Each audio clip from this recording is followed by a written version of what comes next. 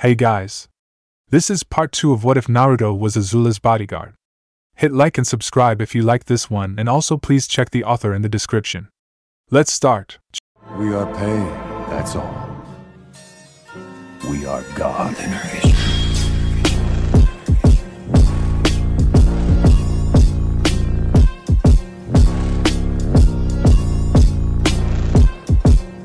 Chapter 4, Memories and Questions. Location, Konoha. Both Team Asuma and Team Guy stood in the Hokage's office, having gotten the request to come urgently. Tsunade looked at them from where she sat and could not help but feel guilty that she is requesting their presence, only hours after they came back from a B-rank mission. However, the nature of Shizen's urgency when she was told to summon the two teams meant that something important had been brought up. I'm grateful that you all got here quickly, she said to them, but Choji blushed when the Hokage can hear his stomach grumble. You can get something to eat afterwards, Choji. Sorry about that, Lady Tsunade, said Choji quietly. The rest of his team turned their attention back towards her. What's the problem, Lady Tsunade? Asuma asked curiously. He and his team remained relaxed, and even though their mission was complete, his mind automatically clicked as soon as they arrived at the Hokage's office, waiting for a new mission that they will accept. It would not be this urgent if Shizen did not rush towards us with a worried look on her face. Straight to the point, I see. Very well, I will tell everyone here in this room. She paused as Team Guy also nodded in agreement, allowing her to continue explaining. As you all very well know, Team Kurenai sailed for what we have always known as the Bending Countries, just a month ago. They were given an A-rank mission to protect someone, but because of the nature of this mission, I cannot tell you the name of this client. We know that part, Choji said, remembering seeing that team off. So why did you call for us? When they met up with the person in his group, they were going to rescue a friend from out of a city by trading him for someone else. She sighed before continuing. When they went to do the trade, they encountered Naruto Uzumaki. She watched as everyone digested the information. As she did, she remembered what had happened when the fire daimyo arrived at Konoha. She had sent a messenger hawk to him just before he left the capital for Konoha. She requested that when he arrived at the village, he ordered an investigation into Naruto Uzumaki. When he arrived at Konoha, the fire daimyo precisely gave the order for an investigation to be launched, which she found odd, as the daimyo had always acted indecisive when it came to important issues like that. He ordered a full detailed report regarding the runaway process took about 2 weeks, during which it was discovered that the records for each mission Naruto was on were intentionally farred. To the shock of the civilian council, she showed them the mission record for her retrieval. It stated that Naruto Sasuke to learn the Rasengan, while he already learned an advanced move like the Chidori from Kakashi in the first place, when he was asked by the daimyo's men regarding Sasuke's alleged mastery of the Rasengan. When she had finally finished reading, Tsunade told them that she remembered that mission differently. She remembered Sasuke being sent back to the was stupid enough to tamper with a mission record that dealt with a potential Hokage. She then ordered the ANBU in the room to detain the entire civilian council. Once they were bound, she ordered Inoichi and the members of his clan present accepted the bribes. Only Iraka Yumino stubbornly refused to accept it, resulting in a failed assassination that had spread like an infection, and a small riot occurred because of it. No one knew who incited the riot against the Hokage, but Tsunade had her suspicions. In the meanwhile, new council members would be picked out later once everything had settled down. Later, the fire daimyo officially declared that the ruling for Naruto's banishment was void because of the civilian council's blatant hatred for the young shinobi and their falsification of. Interestingly enough, the percentage of the civilian population who held a grudge and hatred towards Naruto was only 8%. A possible civilian rebellion would have erupted. After the fire daimyo and his entourage had left the village, Tsunade brought the Konoha 11 to the hospital. She took them to a file room, leaving the door open behind them. 2 broken arms and a broken leg. The teacher had yelled at him for being late. As punishment, he made Naruto, Kiba, and Sasuke, along with the rest of the class, had laughed at him as he tried to do the push-ups but kept collapsing. Files were of Naruto, and it was a big room. It took them all day to read all the files. When they had been let out, the first thing they did was rush to the bathrooms and throw up. After that was done, they went straight to she answered. She then told what had really happened to the Kyuubi the day he attacked Konoha. Out of all the members of the Konoha 11, only Team Asuma's members were aware that their fathers had sensed the political corruption that started to get out of control. After that explanation, the Konoha 11 made it a priority to find Naruto every time they went on a mission. They were going to bring their teammate and friend back, despite not knowing where he went. What happened? Shikamaru asked, bringing her attention back to the present and the group in front of her. Did he join with Team Kurenai? Come on, Shikamaru, it's Naruto we're talking about here. Of course, he joined them, Ino told her teammate. YOSH. Ino is most correct. Naruto would have rejoined with his comrades and tried to youthfully rescue their friend. Guy cried out. I agree with Guy-sensei. Naruto definitely would have tried to join with Team Kurenai, especially if Lady Hinata was there, Niji stated. It seemed like the thing the blonde would do when he met them. Now, they would probably see him once Team Kurenai came back. While everyone began to agree with Niji said, Tsunade stayed silent. He didn't join them, did he? Shikamaru finally asked, silencing everyone else in the room. They all stared at her, silently hoping that wasn't the case. She sighed, knowing what came would shock and stun them. The Bending countries have been in a war for the past century. It was instigated by one of the countries, called the Fire Nation, when they instigated a mass murder of an entire nation they called the Air Nomads. Everyone was indeed shocked by what she told them, but she didn't stop. Apparently, their motive for this was to prevent the rebirth of someone called the Avatar. I'm guessing that this Avatar figure survived? The Nara clan heir asked her. Yes, the report states that the Avatar fled the Air Temple where he had lived when he learned he was to be taken away. He was caught in a storm in the middle of the ocean and encased himself in an iceberg. He stayed that way for 100 years. I know this is related to the mission that they were on, but what does this have to do with Naruto? Asuma asked. He couldn't see how all of this would be relevant. When they went to go to the trade, they met up with the other party. The other party consisted of the Fire Nation princess, her 2 friends, and her bodyguard, Naruto Uzumaki. The words came out easily enough, but they still hurt. The expression on everyone's face was obvious: denial, complete and utter denial. That can't be right. Naruto is not so unyouthful that he would join with that kind of country, Lee argued. In their minds, the blonde would have joined with Team Kurenai to fight against the Fire Nation, alongside the Avatar. Lee's right. We're talking about Naruto. He would never join the Fire Nation, not of his own free will, Tenten said. She was sure that he must have been brainwashed or something. Tsunade shook her head, silently telling them they were all wrong. Not only did he join the Fire Nation of his own free will, but he's also been fighting in their war for 3 years now, she continued, further crushing their hopes. I take it that Team Kurenai tried to get him to come back. Shikamaru didn't like where this was going, but the questions had to be said. They did, and he refused. They tried to take him by force. What happened?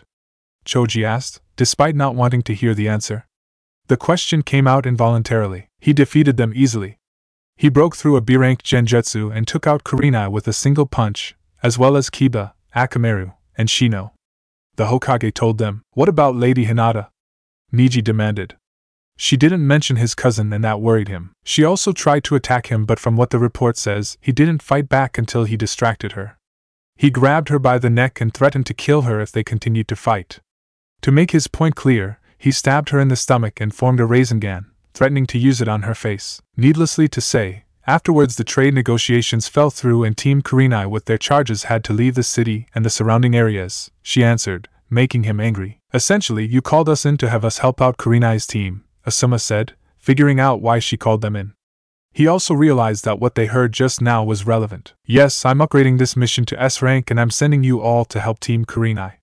Your primary mission is to help with the protection of the Avatar. Your secondary mission is to try and locate Naruto Uzumaki, she said to all of them. Is there anything else we should know about Naruto? Guy asked her. According to Hinata, his chakra control became well controlled that she could not see it unless he had used a jutsu. That should be impossible, Niji objected. There was no way that the Naruto he fought could have managed to get that much control over his chakra in just 3 years. Lady Hokage, Shikamaru spoke. The Rasengan that Naruto created during the fight, did he create a clone to help make it? No, he formed the Rasengan with only one hand, she answered him. Her answer made everyone minus the Nara clan heir look at her with surprise. Then I think it's safe to say that his chakra control has at least improved, he commented to himself. While everyone digested the thought of Naruto improving his chakra control, Ino asked a question. Right as soon as the banishment was declared void and repelled. He asked the toads to reverse summon Naruto to empty Mayaboku. When they attempted to do it, it was revealed that, somehow, Naruto had put a block on his name in the summoning scroll. A block? Repeated Tenten. What's that? A block is something someone with summon contract uses when he doesn't want to be found but still be able to contact them. To put simply, The only time the toads will be able to find and or reverse summon Naruto is if he summons them first, and if he stays in the same area, she explained. While she knew the principles behind a block, she had never used it herself. And he hasn't summoned them in over 3 years and possibly will be constantly on the move. Shikamaru noted. So there went the option of using the toads. That's all the information I have for you. While you are out looking for Naruto, be sure to also look for intelligence on him. She told them all. Now I want you all to reconvene here in 20 minutes so that you'll be able to reach the bending countries. But Lady Tsunade, it took Team Kurenai a month at sea to get there. How are we supposed to get there without leaving the village? Ino protested, not knowing how long it will take both teams to get into the bending countries. We have already figured out a way. We have recently placed a seal in the mission records room. The seal allows messages from far away, such as other countries across the sea, to come in quickly. If we add enough chakra to the seal, we'll be able to send you all through to Kurenai and her team. Dismissed, barked Tsunade. They all left the room, except for one person. What is it, guy? She asked the spandex-wearing shinobi. Why wasn't Team Kakashi notified about this? He asked in return. Why do you think, Lady Tsunade, they should at least be told? This is their teammate we're talking about, and that is exactly why Team Kakashi wasn't notified. She cut him off.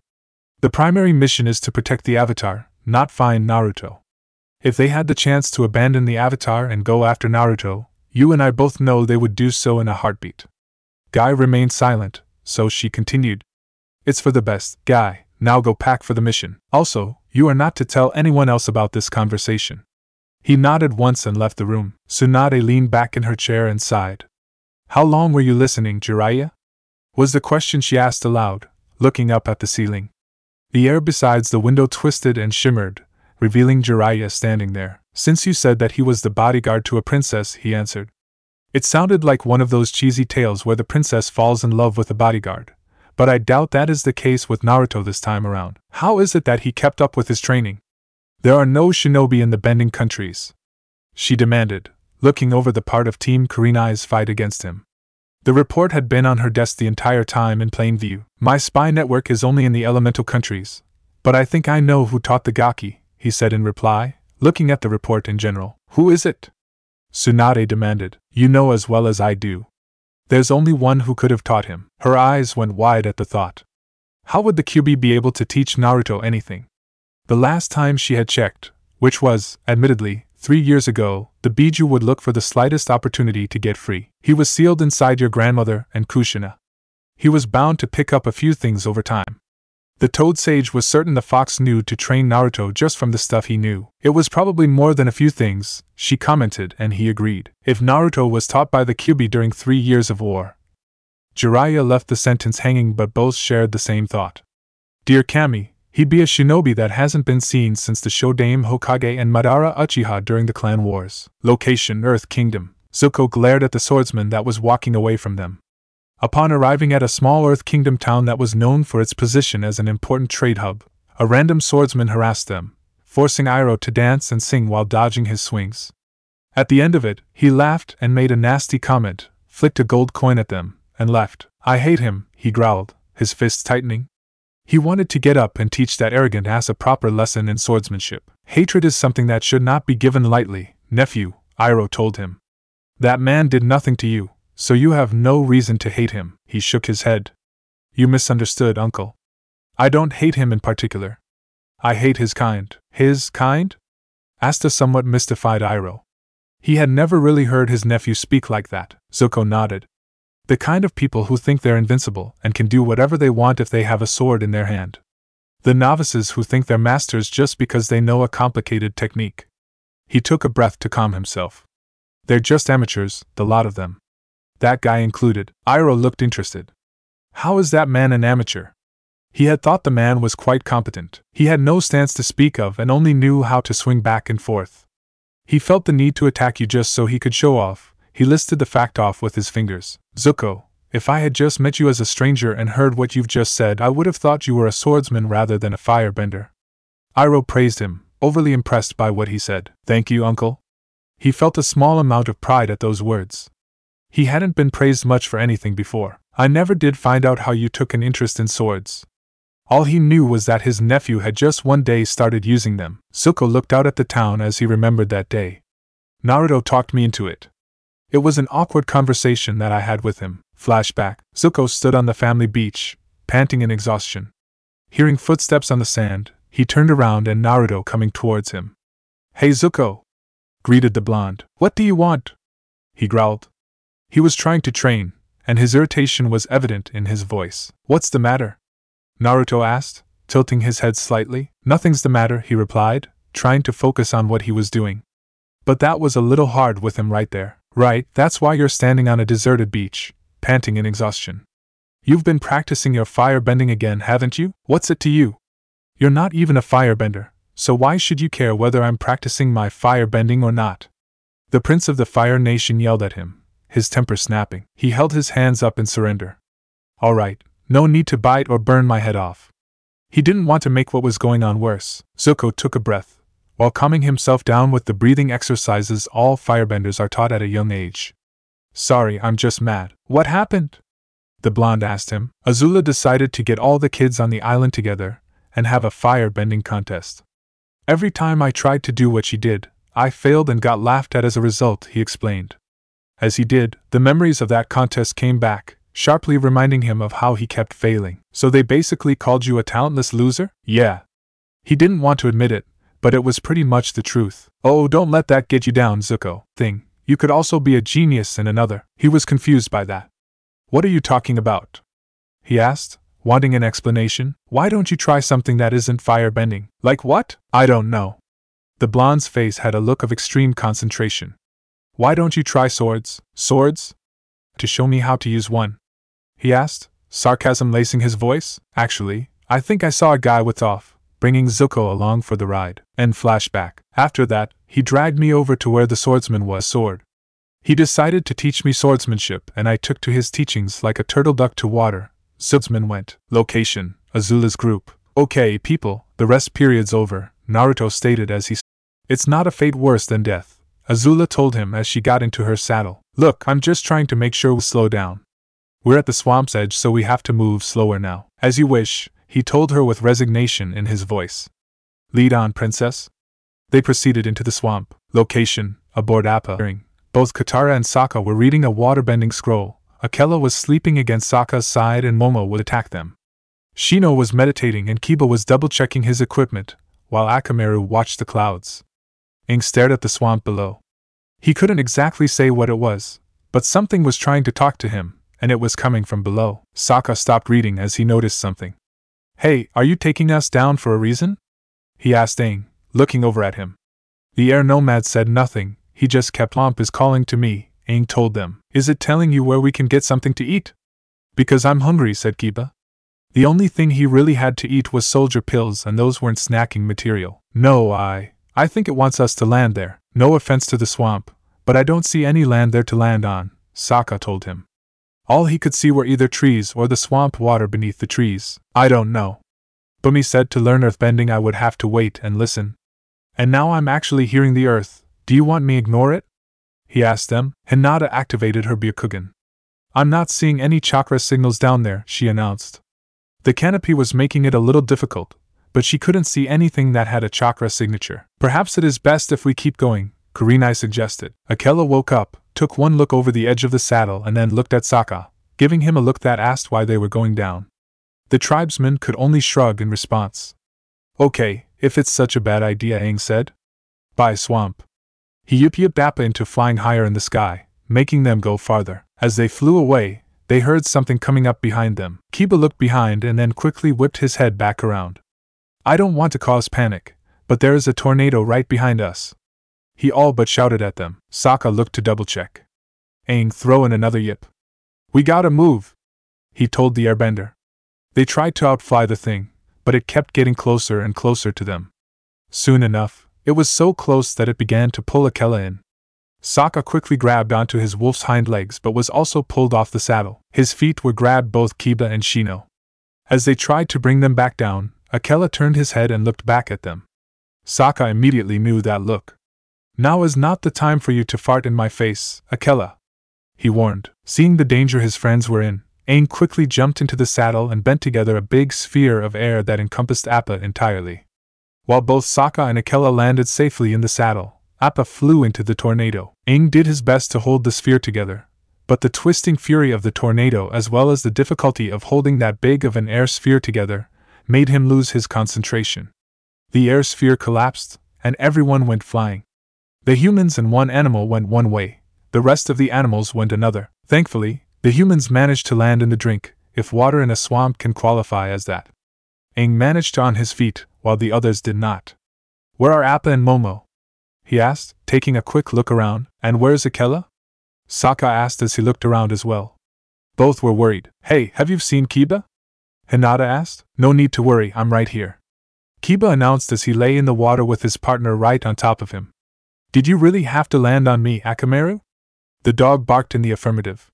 "Then please get off." Location: Azula's group. "Hey, did you guys hear that?" Ty Lee asked them as they traveled through the swamp. "Hear what?" Mai asked, completely bored. Once they had gotten into the swamp, all she saw was tree, water, roots, and more trees. It sounded like something crashed. It was faint and a little far off, but she had heard it all the same. "Ty Lee, what could have crashed in the middle of a gigantic swamp?" Azula asked her, exasperation filling her voice. "Well, let's see." Naruto began, lifting his hand to count on his fingers. It was a rhetorical question, Naruto, she told him, now annoyed. "I know," he replied as he counted off the number of things that could crash in a swamp. "Then why are you still counting?" "Because I like riling you up. It's a perk of being your bodyguard."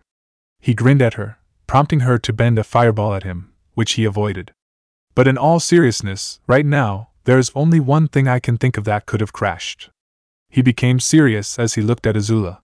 "And that's a sky bison." She nodded in agreement. "Let's keep moving," she ordered.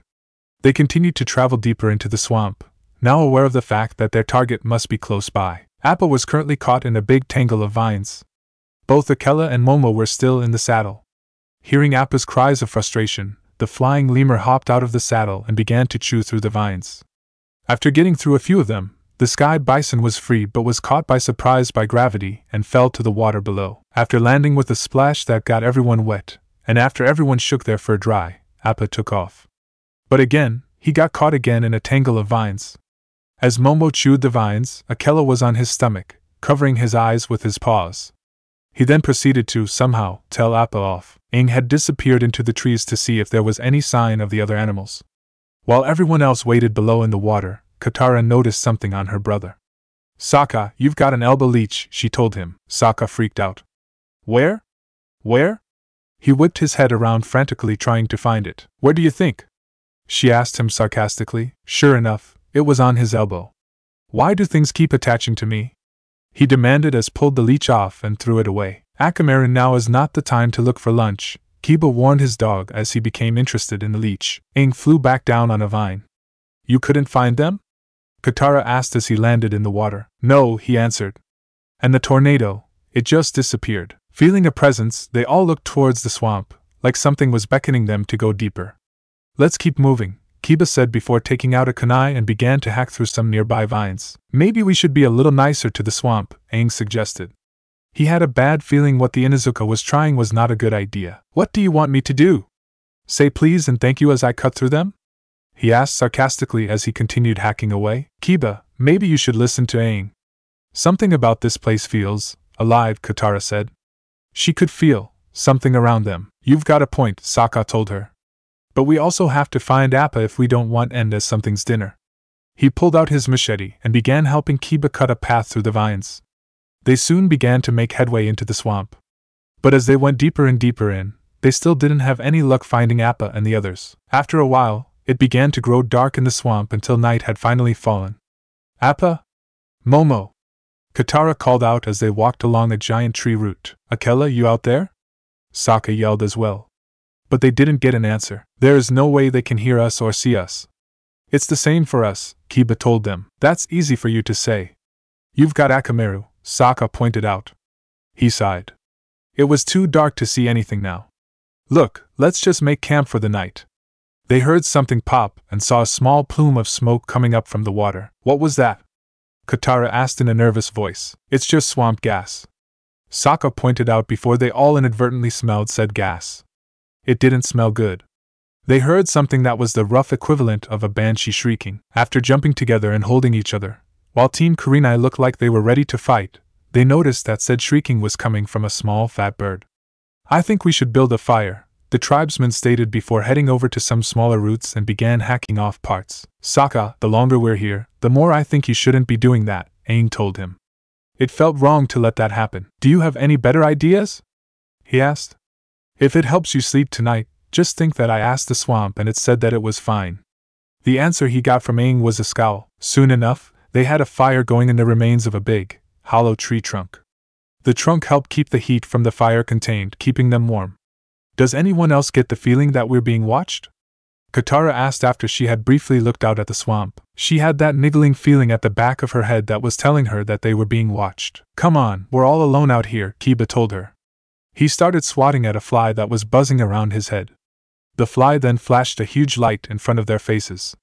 It temporarily blinded them while also waking up every animal that were in the surrounding trees. Except for them, Aang stated as he looked at how many eyes were watching them. Kiba, please stop talking, Shino told his teammate. Yeah, I'm done, he agreed. Finally, time to sleep, Ty Lee said as she lay down on the tree root. Traveling through the swamp at a quicker pace had made her backside feel even worse. When she got off her mongoose dragon, she felt stiff as a board. The girls all took to their bedrolls, happy to sleep. As she got into her bedroll, Azula noticed Naruto was still watching the swamp.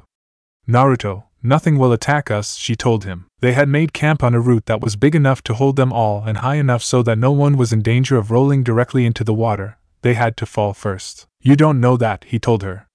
He knew nothing about this place, and that made him nervous.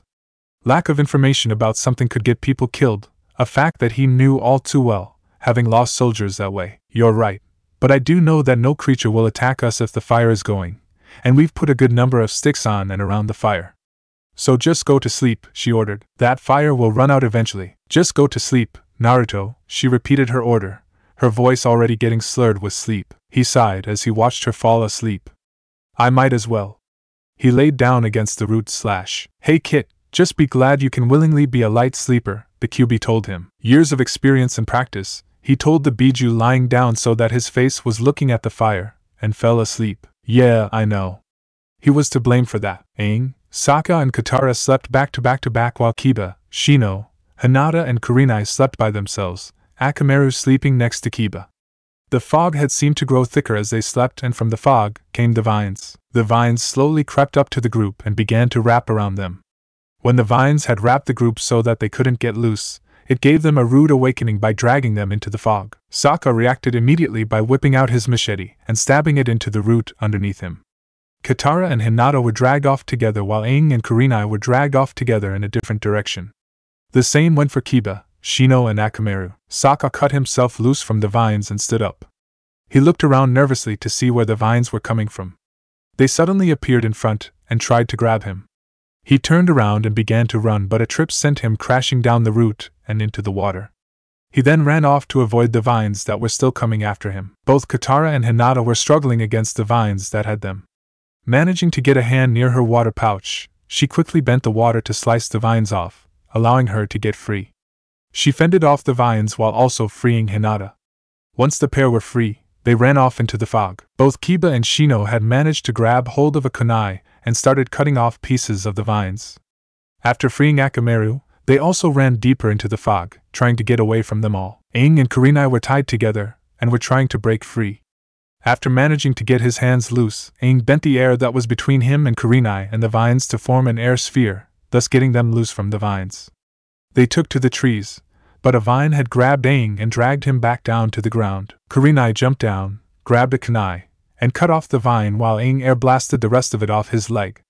After taking a giant leap, courtesy of an air blast right beneath them, both Aang and Kurenai landed another route that was further away from the campsite. They also realized that they had lost sight of the others. Guys? Called out Aang as he looked around. The sudden loss of warmth on Naruto's face woke him immediately. He took a look at the campfire and immediately got out of his bedroll. Everyone wake up! He ordered in a loud voice. The three girls began to stir as he started screening the surrounding area. What is it, Naruto? Azula asked, immediately waking up. This wasn't the first time she had heard that loud a voice come from him. When it did, it was always best to follow everything he said. The fire is out. He pointed at the damp fire pit, where the fire used to be, answering her question. So? You woke us up because of that? Mai asked. If one paid attention, one could tell that she was annoyed. Look at the fire, Mai. All three of them looked at it. It was out, but only some of the sticks were burned. Another thing was the fact the fire pit was completely wet. Well, we are in a swamp. Maybe some of the water managed to hit the fire and doused it, Ty Lee suggested. She knew it was probably wishful thinking, but she could also hope. We're on a giant tree root that is about 10 feet above the water line. Also, if the water managed to douse the fire, there would be a runoff. He pointed out again. Before anyone could say anything else, the water below them suddenly surged upwards, splitting into 4 different streams. It hit them and forced them off the root, washing away the mongoose dragons in the process. Each of them was pushed deeper into the swamp but in 4 different directions. After a while, the 4 water streams stopped and then fell back into the water below. Now all I have to do is make sure they find where I live, and I'll be satisfied, someone who had watched the whole thing said as he stepped out of the shadow of a nearby tree, a mad and sadistic grin on his face. He was looking forward to having his guests for food. Aang! Sokka! Katara called out as she and Hinata made their way through the swamp. They had walked through the night, trying to find the others with no success. Kiba! Shino! Kurenai-sensei! Hinata looked around with her Byakugan active, but the surrounding trees somehow made hard for her to see anything.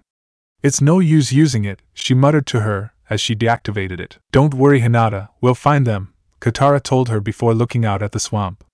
She then saw a person but their back. Hello? Hello? Can you help us?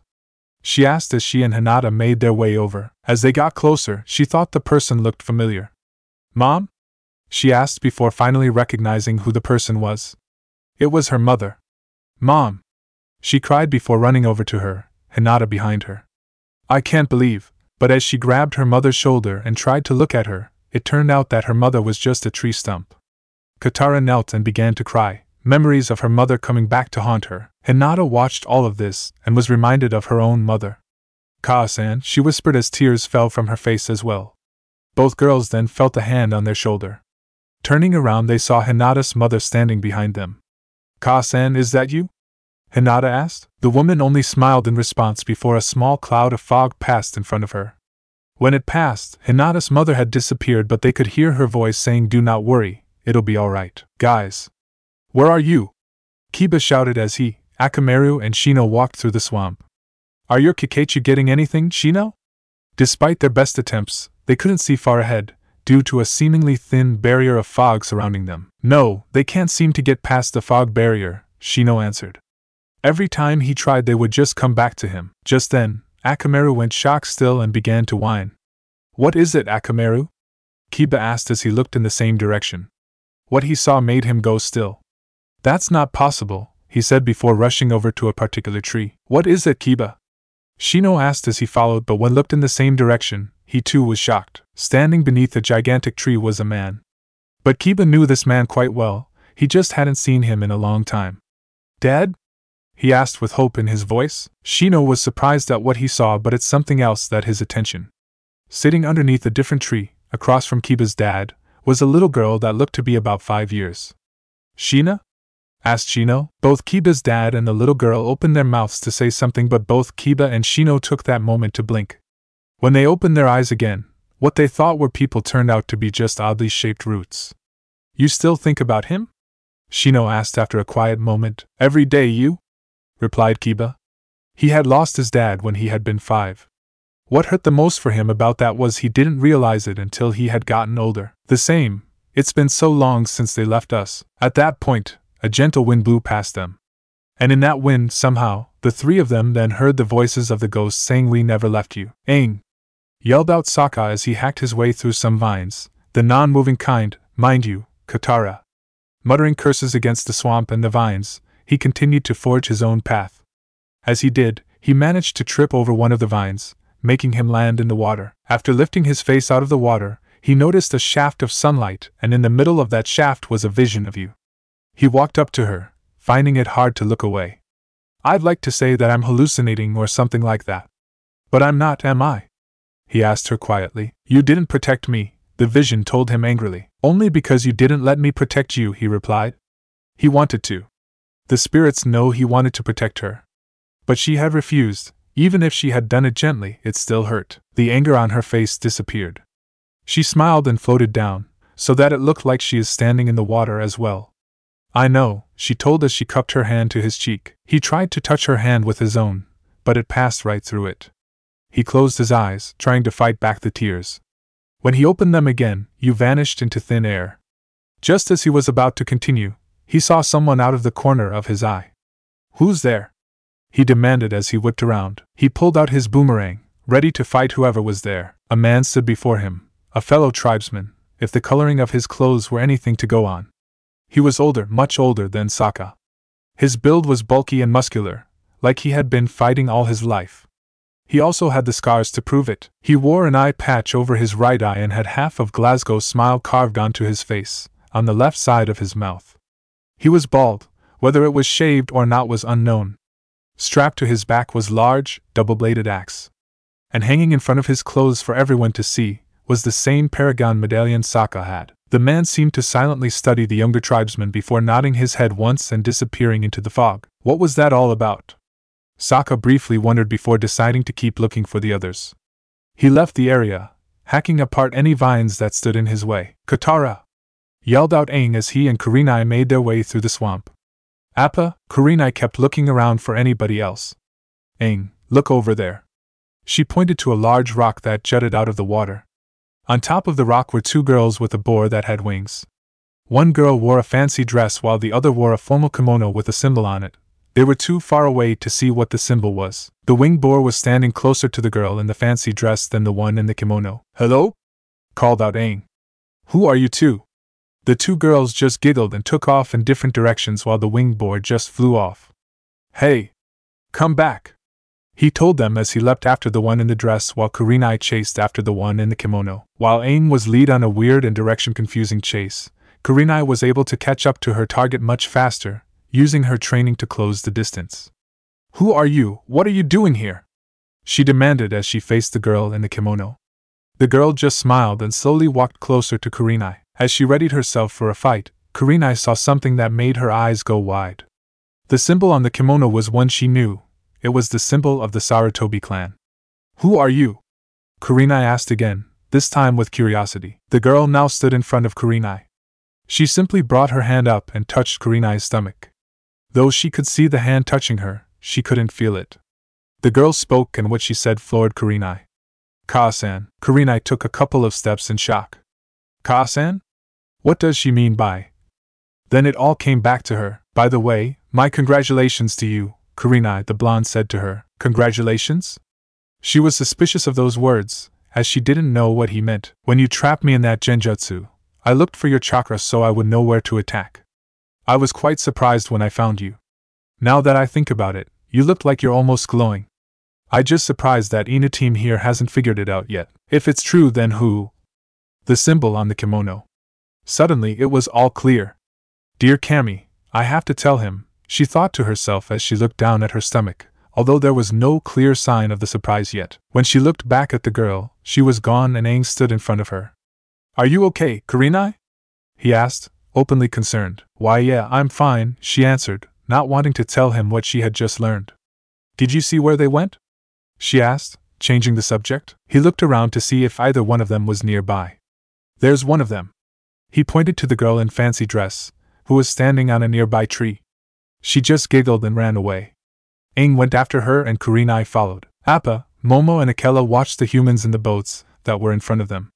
Appa considered getting closer until the tall, thin one in the middle boat said that they were going to be eaten.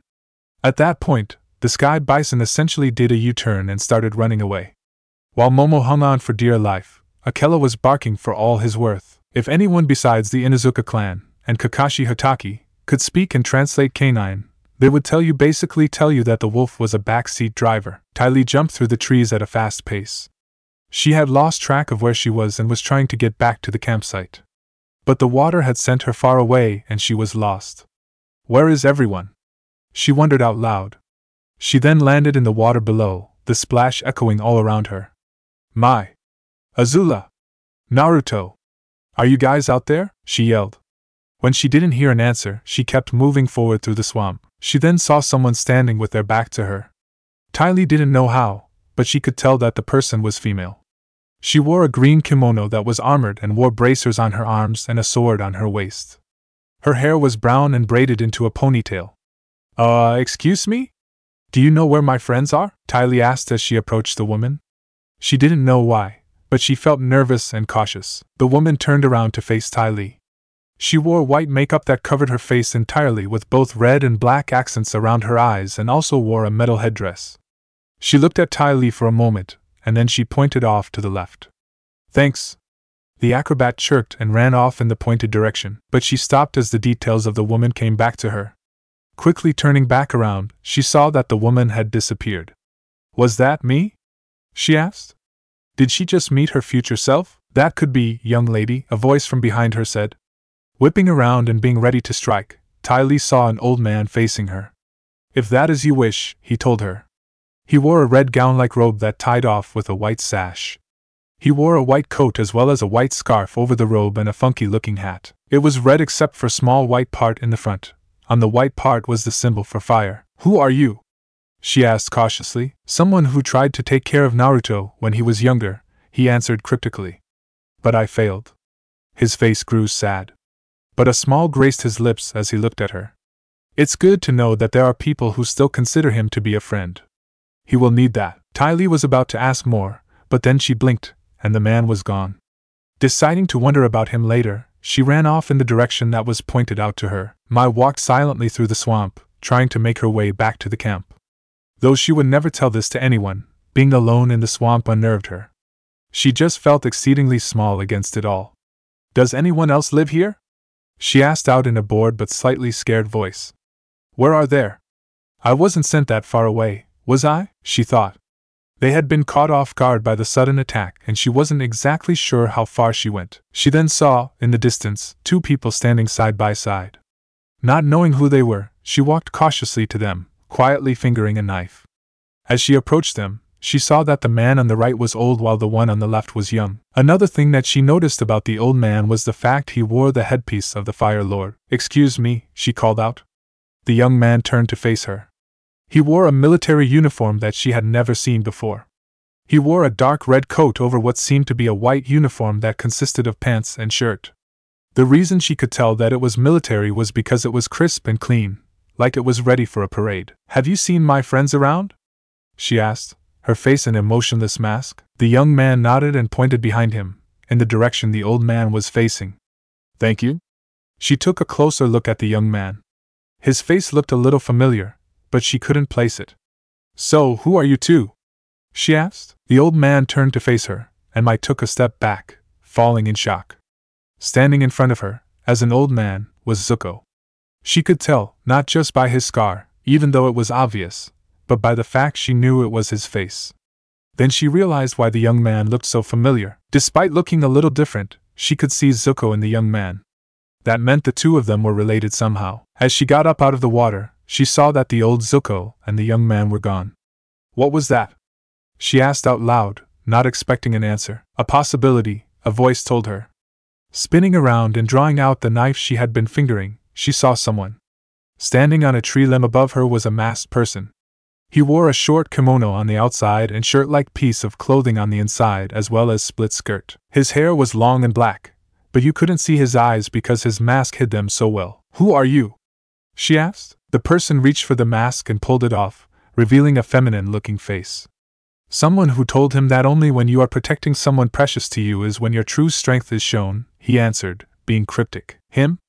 Asked Mai. The person smiled. I believe it's the one who calls you doom and gloom. Naruto, she answered with a little annoyance and looked away. She didn't want to think about the blonde at that point, she just wanted to get out of the swamp. You know he calls you that to show he cares about you. He considers you to be one of his precious people. Mai turned back to look at the person to say something back, but he had disappeared. She shrugged and moved on. She could worry about ghosts who apparently knew Naruto later. Azula moved through the swamp, wanting to find her friends and get out of there. Where are they? She asked to herself as she walked forward, a small feeling of nervousness beginning to build inside her. As she passed by a giant tree, she saw a child standing in the middle of a clearing, the water of the swamp rippling around his knees. The child was crying where he stood, his shoulders shaking with each sob. Are you okay? She asked the child. He turned around and she looked at him in surprise. Standing in front of her, complete with whiskers, blue eyes, and blonde hair, was Naruto as a child. No! Stay away. I didn't do anything wrong, he cried as he backed away from her. His eyes were alight with fear and hurt. Hey, I'm not going to hurt you, Azula protested. She might be many things, but a willingness to hurt children was not one of them, despite her own habit of tormenting her brother. That's what they all say. He fell to the ground and began to cry again. What did I do? Am I really a demon? Why do they keep hurting me? As she watched him weep again, she couldn't take it anymore. She walked up to the child, knelt, and gave him a hug, holding him tight enough to be comforting. Let me go, he protested as he struggled against her grip. It's going to be okay, Naruto, she told him, trying to make her voice sound soothing and calming. It will be alright, no one is going to hurt you. He finally stopped his struggling and his tears began to dry. Thank you, she felt him just disappear from her hug. She stood up and back away from the spot where he was. Please, Great Agni, please tell me that wasn't what I think it was, she begged to herself. She knew that her bodyguard had problems, but she hoped they hadn't been that bad. Yet what she had just seen was something that would plague her mind. Is there anything else that I will discover about you that I don't know, Naruto? It was. She spun around to where the voice was coming from. Standing in front of her was another surprise. And Naruto? She asked. The man looked like Naruto, only older and without the whiskers. The Naruto lookalike shook his head. No, I'm not him, but I am responsible for the hell he's been through, he told her, his eyes filled with sadness and shame. What do you mean responsible? She didn't like the way that had sounded. It said to her that he had done whatever happened to Naruto on purpose, but he didn't answer her question. Your friends are that way. She turned to where he was pointing and then turned back, but he had disappeared. I should go find everyone else. She ran off in the direction that had been offered. But I will find out who that man is and his connection to Naruto. Damn it all, to Kami and back. Naruto swore as he leapt through the trees. I knew that it wasn't going to be that easy for us. He had separated from the girls and he had no idea where they were. He had also lost his Jin, sheath and all, when he was blasted back by the water. Don't sell yourself short, Kit. You were awake the second the fire went out and became immediately alert, the QB told him. And yet, we were still separated. It's my duty to protect them, and now, I don't even know where they are. He was beginning to panic at the thought of not finding them. He had already lost of comrades on the battlefield and off it, whether it had been from ambushes or their wounds. He couldn't lose Azula and the others. Control yourself, Naruto Uzumaki. The fox barked out like a commander on the field of battle. What was one of the first things I drilled into your head? It was vital to remember those lessons, especially now. Naruto landed on a root of a tree that was almost submerged in the water. Your emotions do not control you, you control them, he recited. That was a vital lesson, he knew it. It had meant the difference between life and death one too many times. You're letting your emotions take control over your actions. Now calm down, take a breath and then start looking for them again. Naruto did so and began his search again, leaping through the trees. 5 minutes later, he spotted someone standing on a root and facing a tree while also standing in its shadow.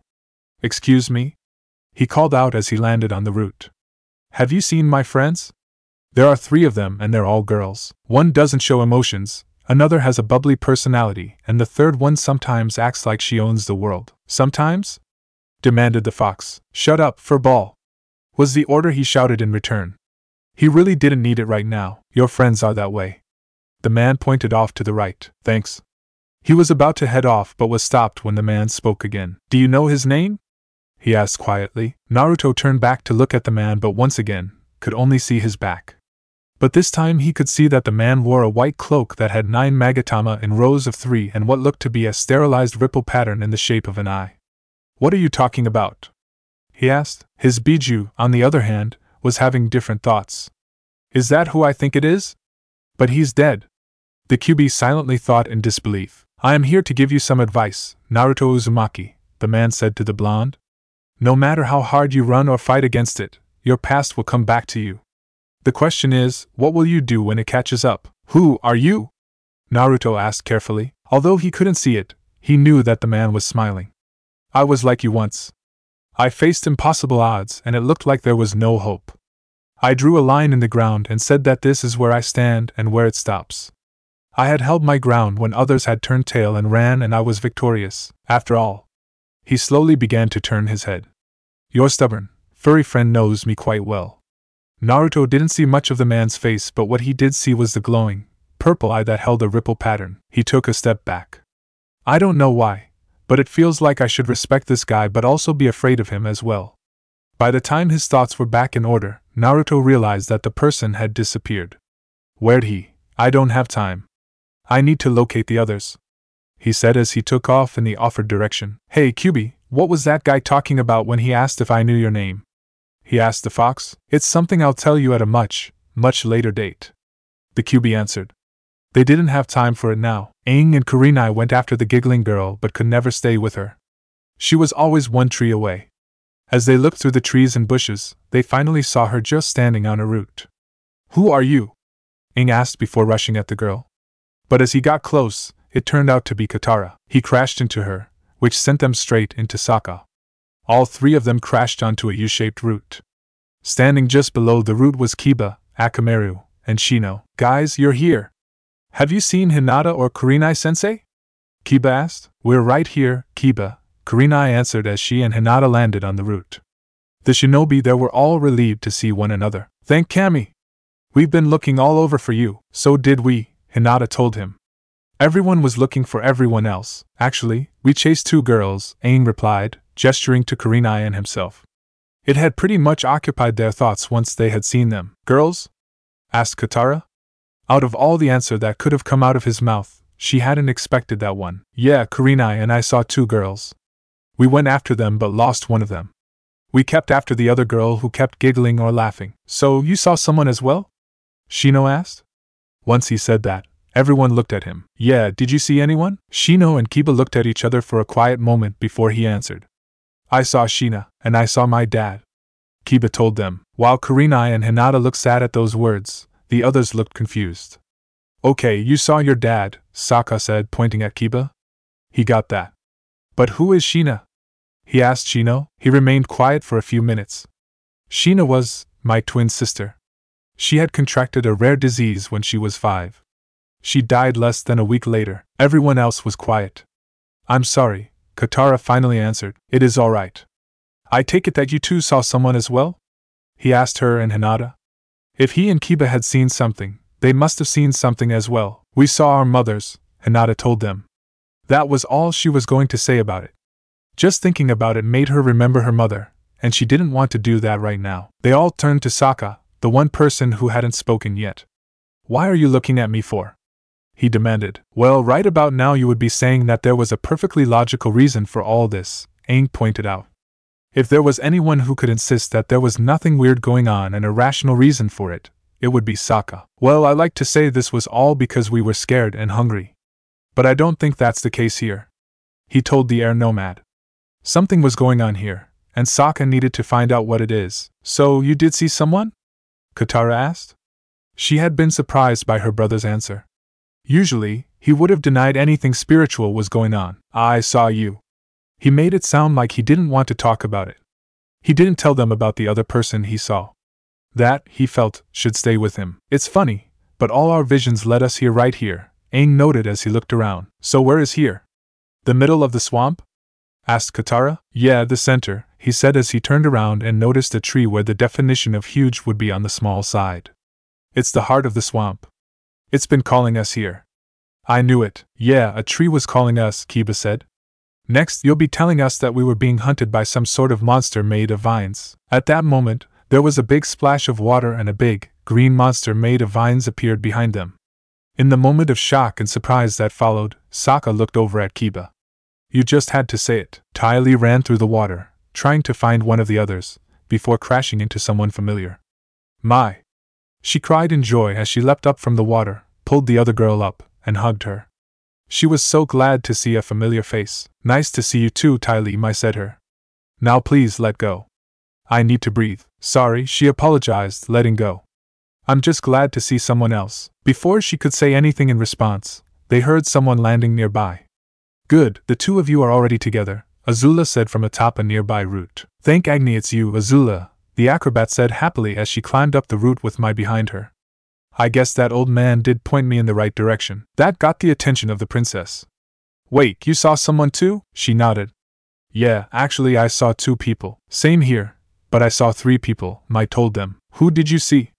Ty Lee asked her. I saw an old man wearing the Fire Lord's headpiece with a young man that was probably his grandson, she answered, thinking back to them. She could still see them perfectly. How did you know that it was his grandson? She took a breath to steady herself. The old man, it was Zuko. And the reason I say that it was his grandson was because I could see Zuko in him. That's only 2, who was the third? Azula asked, curious to know. The third person was a stranger to me, but it sounded like he knew Naruto, she told them, getting their attention. Hey, the old man that I met said he knew Naruto as well, Ty Lee put in. That couldn't be a coincidence. It just couldn't. It is a bit strange that we saw people that are connected to Naruto, isn't it? I don't know what to make of it. Ty Lee, what happened with you? Mai asked her. I first met this woman in a green kimono with armor and face paint. She grew quiet at this point. What is it, Ty Lee? Azula asked. It was rare for the acrobat to fall silent like this. Not to mention a little disturbing. The woman looked like me, she told them. It was like I was looking into a mirror, but with a 10-year difference. Then she disappeared and the old man showed up. So, what did you see, Azula? Mai asked, looking at her. She might have not looked like it, but she was curious. Azula looked away with a sad face. I saw Naruto, but as a child, she said, sounding almost ashamed about it. Ty Lee was very curious. Oh, what was the cutie like? Naruto didn't really talk about his life before they found him on Ember Island. For her, that was like a mystery that looked to be unsolvable. He was terrified of me. He thought that I was going to hurt him. He kept asking what he did wrong and if he was a demon. Out of all the things she thought would come out of her friend's mouth, that wasn't one of them, dear Agni. What did he go through? She asked. She was horrified by what she heard.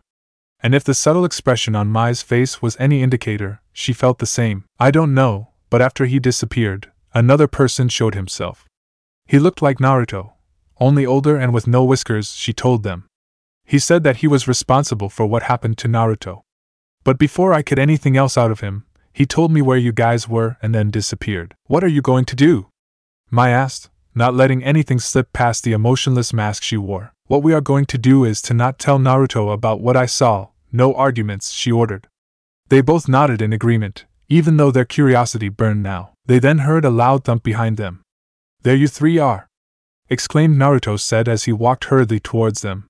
They all heard the relief in his voice. I guess that guy was right. What guy? Mai asked him. Now it wasn't a coincidence if he had seen something too. That's not important, he said shortly.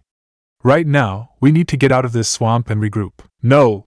We are not losing the Avatar, Azula protested. The Avatar was in the swamp. He could be just past the next tree for all they knew. They couldn't give up his trail now. We've already lost the Avatar as well as the mongoose dragons, the blonde told her firmly. We don't have any idea of where we actually are or where the Avatar is. We need to leave the swamp. When I was heading this way, I think I passed near an edge of the swamp, Ty Lee offered. It had been a brief glimpse, but she was sure of it. Take the lead, Ty Lee, Naruto ordered. They began to leave, but he noticed that Azula hadn't moved. Azula, it's for the best. We need to capture the Avatar. Nothing else matters, she argued. She couldn't fail her father. Not like Zuko did. His face turned cold at those words. So, you are willing to risk your friends' lives to go looking in a swamp for someone who is possibly on the other side of or not even in it at all? You're willing to do that and potentially sacrificing the means to your answer on something like that? She tried to come up with a defense, but his rhetorical questions had left her without one. He was right. There would be another chance to hunt the Avatar. Which way did you come in from, Ty Lee? She asked with a defeated sigh. This way, follow me, she answered cheerfully. Everyone split off just as the monster swung its arms at them. It reached for Sokka as he ran through the water. It grabbed him and began to drag him back. Seeing his situation, Kurenai grabbed hold of his arms and tried to pull him out of the grip of the vines. But they proved to be too strong as Kurenai was dragged into the grip as well. Aang saw what was happening and quickly bent the air into a slicing wave. It flew at the monster and cut off the end of its arm.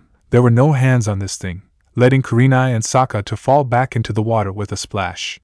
The monster retaliated by flinging his other arm at Aang, hitting him, and sending him away in the air. Sokka and Kurenai tried to cut themselves of the scraps of vice that were still attached to them. However, they noticed that the vines were floating out of the water and reattaching to the damaged arm, lengthening it back to what it had been before. The monster swung his arm again at Sokka and Kurenai, but this time, Shino had knocked Kurenai out of the way, so the monster grabbed Shino and Sokka. "Shino, is there any chance of you using your bugs?" Sokka demanded as they were lifted up. "The vines are holding me too tightly. My Kikachu cannot get out," Shino answered. He could barely even move in the grip. The monster began to glide through the water away from the rest of the group. It was stopped when Hinata landed in front of it. "Hack Kusho, 8 trigram vacuum palm," she shouted as she put her palm out in front of her and gave a thrusting motion. The monster was pushed back and was momentarily distracted, which allowed Kiba and Akamaru get in close. "Getsuga, Fong over Fong!" The Inuzuka yelled as he and Akamaru drilled through the arm that held Sokka and Shino. As soon as they fell to the ground and had gotten clear, Katara bent the water into ring-like shapes and sent them at the monster. As she bent a continuous barrage at the monster, slicing off chunks while it tried to reattach the vines, Sokka noticed something about the monster. "There's someone in there," he announced to the group. "He's bending the vines." Katara bent one last water ring at the monster, slicing off the top half of the wooden mask that passed for a face, as well as the top part of the monster itself.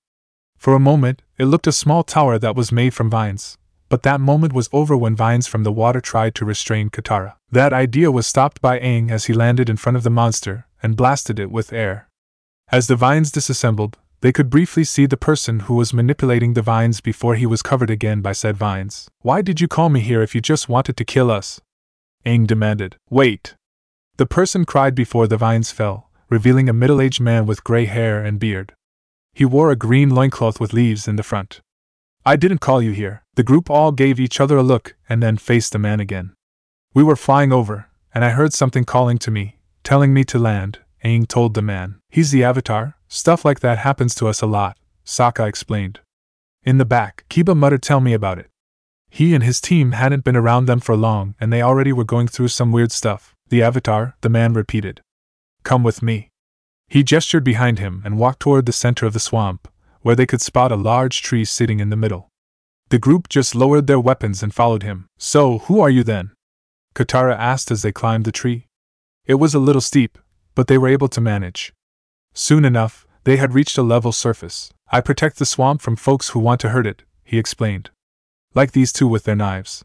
He gestured to Sokka and Kiba. Kiba looked sheepish, but Sokka wasn't.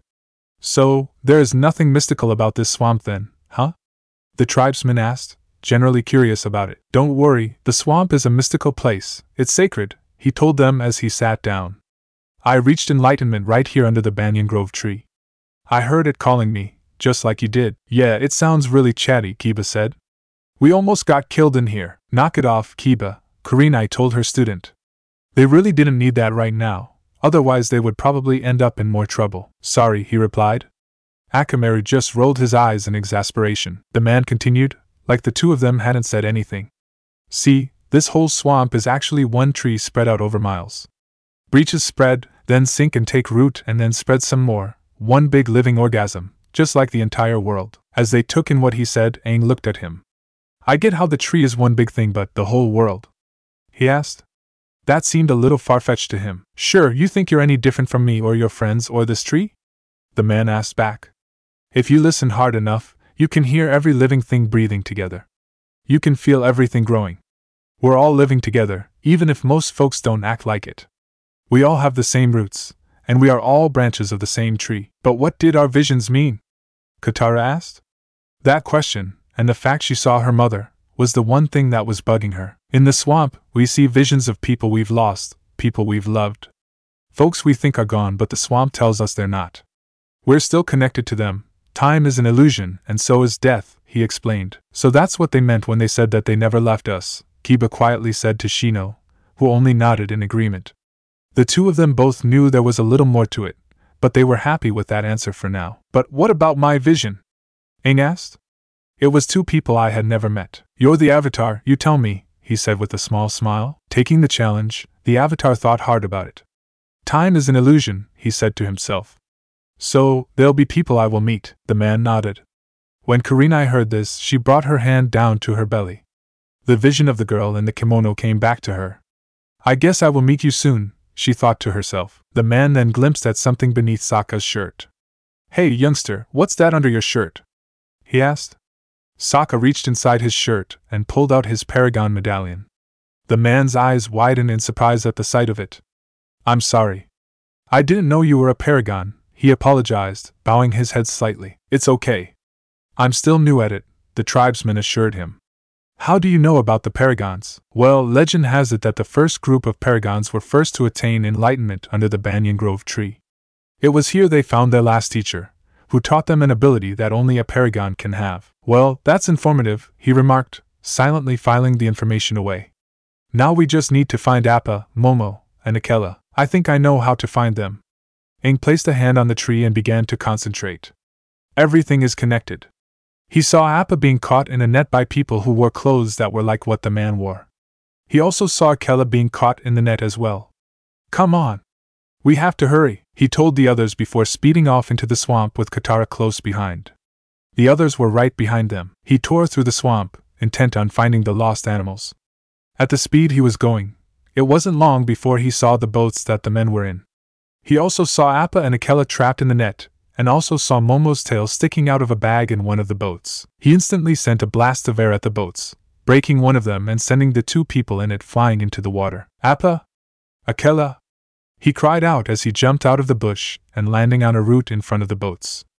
As Katara joined him, he sent another air blast at the person, a short, chubby man, who held the bag containing Momo, sending him into the water as well and letting Momo free. "We're under attack!" Another person, a tall, thin man, exclaimed before bending the water around him, sending a wave at Aang and Katara, who pushed it back. After a few moments of fighting each other via the wave, Katara realized something.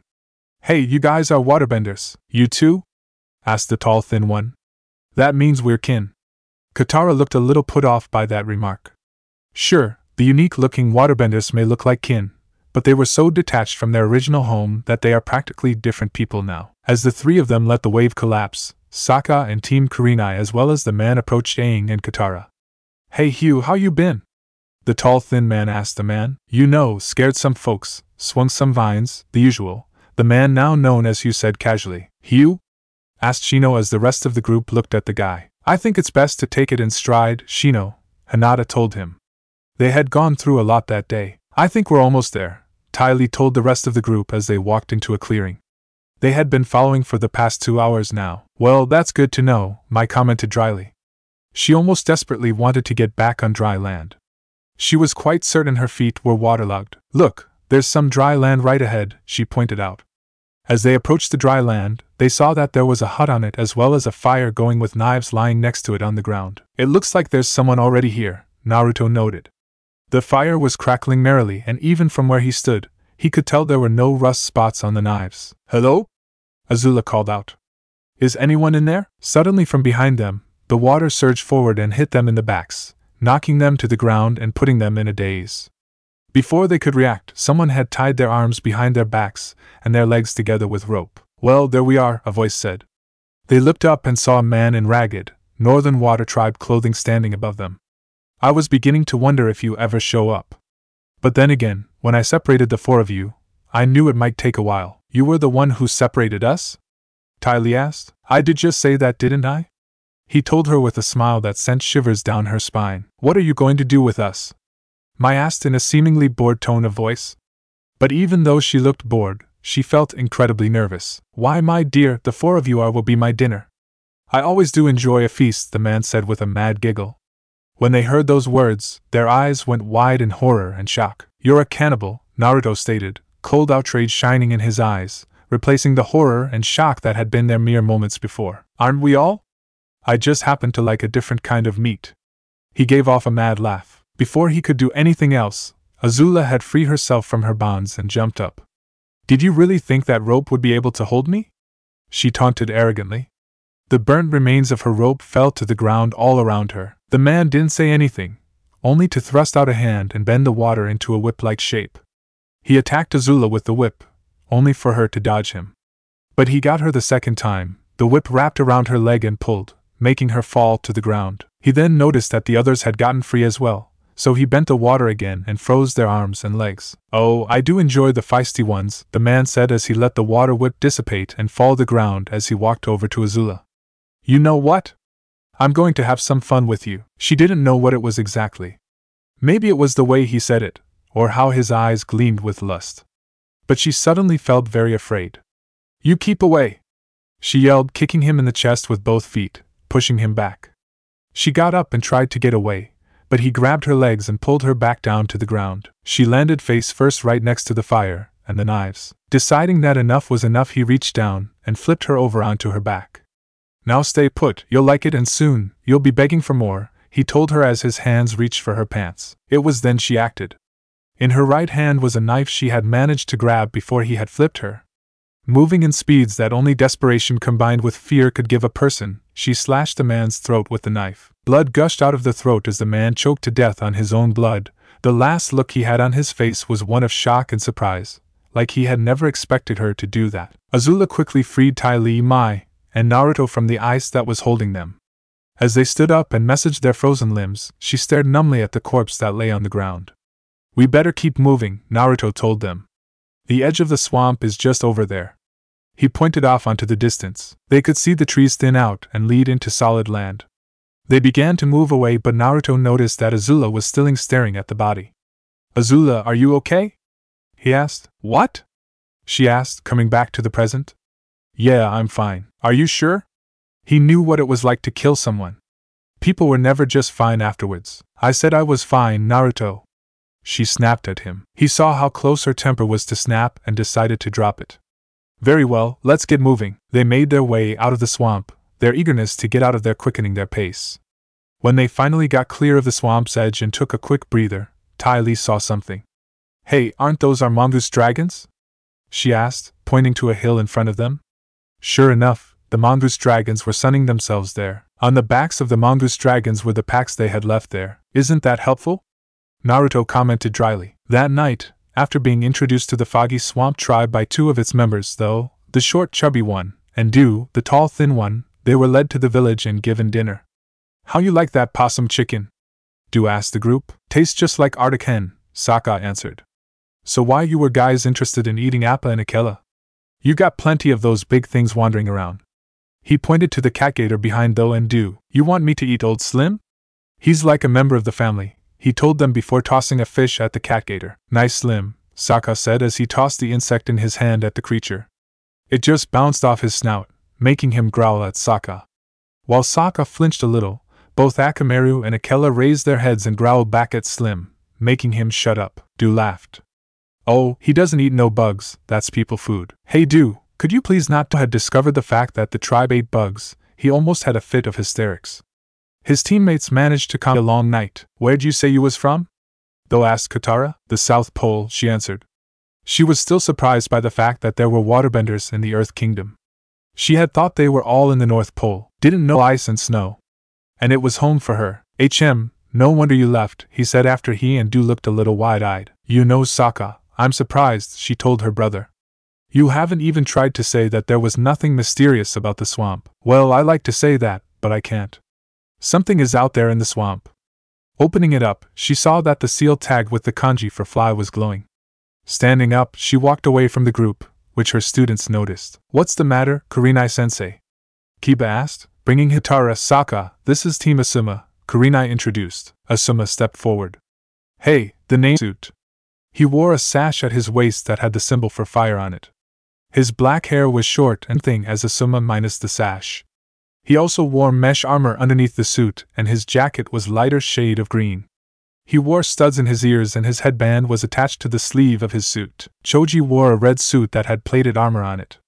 On the chest was the kanji for food, although Aang, Sokka and Katara did not know that. He had swirl marks on his cheeks. He also wore studs in his ears and the cloth of his headband was red. Ino wore a purple, sleeveless blouse, and a purple apron skirt over a shorter skirt that black with fishnet shorts underneath that. She wore fishnet warmers on her elbows and knees. She also wore studs in ears but didn't seem to wear a headband. "And this is Team Guy," Kurenai finished. Guy stepped forward. "Hello to you all, it is very youthful to meet you. I am Konoha's green beast, Might Guy. These three youthful people are my students, Rock Lee, he pointed to bowl-style haircut boy, Niji Hyuga. He pointed to a boy with black hair that reached the middle of his back and eyes that looked like Hinata's, and Tenten. He pointed to a girl with brown hair that was done up in buns. Guy was something to look at. He wore a green spandex jumpsuit with orange leg warmers.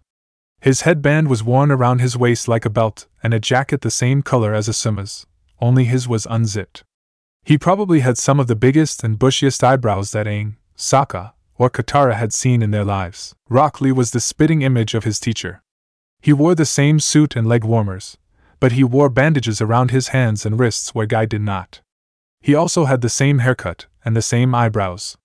His forehead protector was worn like a belt as well, and he wore a jacket the same color as Shikamaru's. But unlike his teacher, he had it zipped up. Niji was, thankfully, wearing something quite differently than Guy or Lee. He wore a white shirt that had loose sleeves and white pants. Over his pants was a navy gray apron. Unlike his teacher or teammate, he wore his headband on his forehead. Just like Hinata, as they apparently shared a name, he had the same kind of eyes. Tenten wore a white blouse with a high collar that had a red fastener on it. She also wore red pants that looked a little puffy. She had on black, fingerless gloves, and on her back was a big scroll.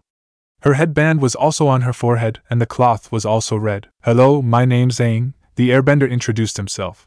He then introduced the rest of the group, including Appa, Momo, and Akela. "Asuma, I need to talk to you." Kurenai grabbed him by the arm as everyone else got to know one another and catch up. "Alone, okay," he replied, following her away from the small village. "So, how've you guys been?" Choji asked as he walked forward and sat down with the group. He reached out and took one of the sticks with bugs on it. After inspecting it for a moment, he began to slowly eat it, ignoring Shino. "We've been doing okay," Hinata answered as the others joined them, sitting down around the fire. "Lady Hinata, are you alright?" "We heard from Lady Tsunade about the encounter with Naruto," Niji asked as he went to her. "I'm fine, Niji," she assured him. But she could tell that he didn't really believe her. "So how are the two of you related?" Katara asked. "Niji is my cousin," she answered. Then she noticed something. "By the way, where are Kakashi-sensei, Sasuke, and Sakura?" She would have thought that they would be here. "We honestly don't know. Lady Tsunade only called us in for the mission," Ino replied. Guy suddenly looked away with an expression of unease on his face. He quickly brought his attention back to the group, but Shikamaru had noticed what he did. "Speaking of the mission, has there been any change to it?" Shino asked. He wanted to focus on something other than what was for dinner, and the mission would be an ideal choice. "Lady Tsunade has upgraded the mission to an S rank. Our primary mission is still to protect the Avatar, but our secondary mission is to try and find Naruto," Niji filled Team Kurenai in. "So, how are we going to do that?" Kiba asked. "We're still figuring it out. We didn't come up with a definitive plan until we got your input," Shikamaru explained. Before they could any further, a cry of "What?" coming from the swamp. A few minutes later, both Kurenai and Asuma came back to the group. Both had looks of stunned wonder on their faces. "What was all that, then?"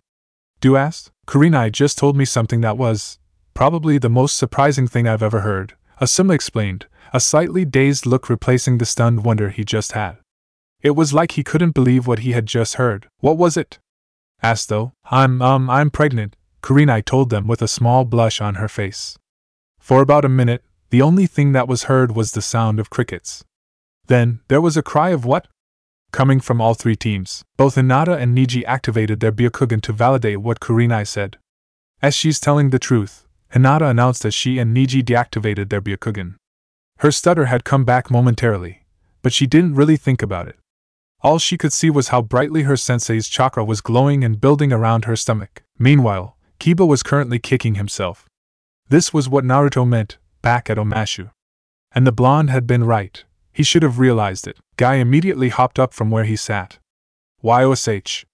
It seems that your flames of youth have melted the Ice Queen's heart," he shouted with tears falling from his face. "To celebrate this most youthful moment, I will do 400 laps around this swamp." "Yash, Guy-sensei!" cried out Lee as he jumped up, tears also falling. "If we cannot do that, then we will do 800 laps as well as 1200 push-ups." "Lee!" Guy grabbed Lee into a tight hug, which Lee returned. "Guy-sensei! Lee! Guy-sensei! Lee! Guy-sensei! Lee! Guy-sensei!" As they hugged each other, somehow the image of a setting sun appeared behind the two. "Do not look directly at them," Niji and Tenten warned everyone in perfect unison. Everyone quickly looked away after that warning. After finally managing to get the Hugfest to stop, everyone started to ask Kurenai and Asuma questions. Everyone, that is, except for Sokka. Sokka, what's the matter? Aang asked as he noticed the tribesman was still sitting down and had a look of concentration on his face. Something made that tornado and force us to land, Aang, and it wasn't a weird occurrence of the weather, Sokka told him. I just want to know what it caused it. Before Aang could say anything, they heard a voice. I caused it, it spoke. Looking around, the two of them noticed that time had seemed to stop. Everyone else was frozen, stopped in whatever motion they were doing. And standing on the opposite side of the fire was the same cloaked person Aang had met over Omashu. You? Asked the air nomad in a stunned voice. Hello to you too, little avatar, replied the spirit. Who are you and what did you do? Sokka demanded. He slowly reached for one of his weapons, trying to make himself ready for a fight. I froze you two in a moment in time so we could talk, it answered him, like it was nothing at all. That's nice, but you didn't answer my first question. Who are you? I've been called many things over the years. But recently, I prefer to be called Sifu. I know the Paragons and the Avatar rather well. How? Asked Sokka with suspicion. Even though he had stopped reaching for a weapon, there was something in the spirit's voice that convinced him that he wasn't a threat. He was still unsure of the spirit before them. Oh, that is, like it was obvious. Both Aang and Sokka looked at him with surprise. They had thought the last teacher would have been human and therefore dead. Wait a minute. Hugh said that the Paragon's last teacher taught them one ability that only trying to give yourself an edge against them, little avatar? He asked. He tried to defend himself but couldn't find a good answer. It's being able to cut off the link between the avatar state and the avatar, isn't it? Sokka asked the spirit. Since he had experienced that power before, it stood to reason. Aang demanded. He still couldn't believe that they were there to kill him. They threatened the balance of the war avatar? He asked with cold fury lacing his voice. The avatar took a step back in fear as he heard them. Because it had been necessary then, and it's still necessary now. Before Aang could say anything else, while I'm not as old as some of the spirits out there, I am one of the few spirits out there that Ko is afraid of. Before they could ask anything else, he continued. I think it's time you went back to your friends. He disappeared. We do now? Ty Lee asked. She was awfully glad to get out of that swamp, but she had no military base, Naruto told them. When they had been separated, they had left some necessary supplies behind. Now they had to restock. You okay with that, Azula? Mai asked, looking over at her friend, who was staring at the fire. Yes, she answered curtly, not taking her eyes off the fire. Are you all right, Azula? Ty Lee asked cautiously. She knew when the princess got like this, it was always best to tread lightly. Yes, I'm all right. Because ever since we left the swamp, you've been kinda. I'm all right, Ty Lee, drop it. She barked out. After a second of silence, she took a breath to calm herself and stood up. I'm going to bed, she told them before heading into the tent that she had. She is not all right, Naruto said after she went into the tent. So, what are you going to do about it? Mai asked. Right now, I'm going to do nothing. If he did something, odds are it wouldn't be pretty. So, what happened to you two in the swamp? If something had happened to him, something must have happened to them. What about you? Did you meet someone? Ty Lee asked back. Yeah, I did. But I didn't really see the guy. I only saw his back and a side of his face. He looked at the two of them. Who did you guys see? Well, I think I saw a future version of me, and Mai saw an old Zuko and his grandson. But we also met people who sounded like they knew you. He immediately paid attention. Who were these people? Both Ty Lee and Mai described the two people to him. Why would they see Gigi and Haku? He wondered to himself. Either of the girls knew who had shown themselves to them. It was a little weird. Hey Naruto, Mai said, getting his attention. Yes, doom and gloom? She ignored that. If they got into that now, the subject they were on would be forgotten. Those people we saw, who are they to you? She asked him, looking intently at him. He sat there silently. It went on like that for a couple of minutes, and it felt like he wouldn't tell them. I knew them once, a long time ago, he finally answered. Are they dead? Ty Lee asked. She didn't know why, but she had a feeling that they were. He simply nodded. No one spoke for a while after that. They were hoping he would elaborate on what he said, and he chose to remain silent. I think it's time we all went to bed, Mai said, breaking the silence. Yeah, that sounds like a good idea, she agreed as she hopped up. Both she and Mai went into the small tent that the two of them shared. Leaving Naruto at the no tent of his own, he opted to sleep by the fire. As he laid out his spare bedroll, he noticed someone out of the corner of his eye. Standing up and quickly turning around, he came face to face with a fair-skinned woman with red hair and dark gray-blue eyes. While Naruto didn't know who she was, the Kyuubi's jaw had dropped. What the? She's dead and we're not in that Kami-forsaken swamp. How is she here? He silently demanded, despite knowing that he wouldn't get an answer. Who are you? Naruto demanded, his hand reaching for a kunai he kept in a pouch. The woman gave a sad smile and lifted her hand to touch his face. But as she did that, he took hold of the kunai. I'll ask again, who are you? The woman opened her mouth to speak, but before she could, a single leaf flew across Naruto's eyes which distracted him. When his eyes refocused, the woman was gone. Who was that? Any ideas, Kyuubi? Asked Naruto as he put the kunai away. I'm not sure, the Kyuubi lied, for he knew that person and he knew her very well. I'd have to go through my memories to double-check. All right. The blonde took his word for it. Good night, Fox. Good night, Gaki. The sound of Azula screaming woke him up immediately. Tearing himself out of the bedroll, he ran into her tent. There he saw her thrashing around in her sleep, in the hold of a nightmare. Azula, wake up! He told her as he grabbed hold of her. Her eyes snapped open, but she wasn't fully awake yet. Let me go! She cried as she tried to get out of his grip, thinking she was still in the nightmare. Calm down, Azula, he told her. It's me, Naruto. When she heard his name, she began to calm down. As she stopped struggling against his grip, she took a breath to calm herself. Sorry, Naruto, she apologized. Was it the same dream? He asked. Surprisingly, she shook her head. No, not this time. It was the man from the swamp. I slashed his throat, but he didn't die. I tried to run, but no matter where I ran to, he always seemed just behind me. He had finally caught up and was about to. She couldn't finish the sentence. The mere thought of it was making her tremble in his arms. She was the princess of the Fire Nation. She could not tremble at a dream. He was about to do what he was going to do to you in the swamp? He quietly asked her. She nodded. That's when you woke me up. She couldn't hold it in, not to him. She looked at him with scared eyes. Why? Why can I still see him? He pulled her into a hug. You just killed someone for the first time. Nothing really prepares you for it, he said. So, you had nightmares too? She asked as she remembered that night. She had always thought he hadn't, given the way he had acted. Yes. He looked at her. Do you want me to stay? He asked her. She nodded. Naruto? Could I listen to it? She asked him, blushing slightly. He also had a slight blush on his face but nodded anyway. He stood up and removed his boots, putting them to the side. He undid the cloth belt and let the vest fall off his body by simply rolling his shoulders back. 3 years of constant training and fighting had changed his body. His muscles were lean, like a runner, but also hard. When she saw them, she knew that they could move underneath his skin like they were flowing through water. He wore his Paragon medallion over his chest, but he also wore a small, beautiful, green crystal as well. She knew for a fact that his fangirls would die just to see him as he was now. And she was proud to know that he would only do this for her. He lay down on the bedroll and pulled her in close. Good night, Azula.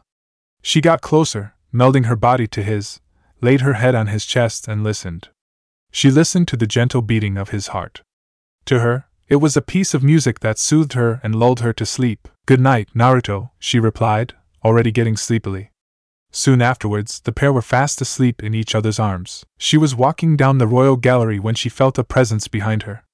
Turning around, she saw the same man she had seen in the swamp. You! She exclaimed. The man simply nodded. Why are you here? She demanded.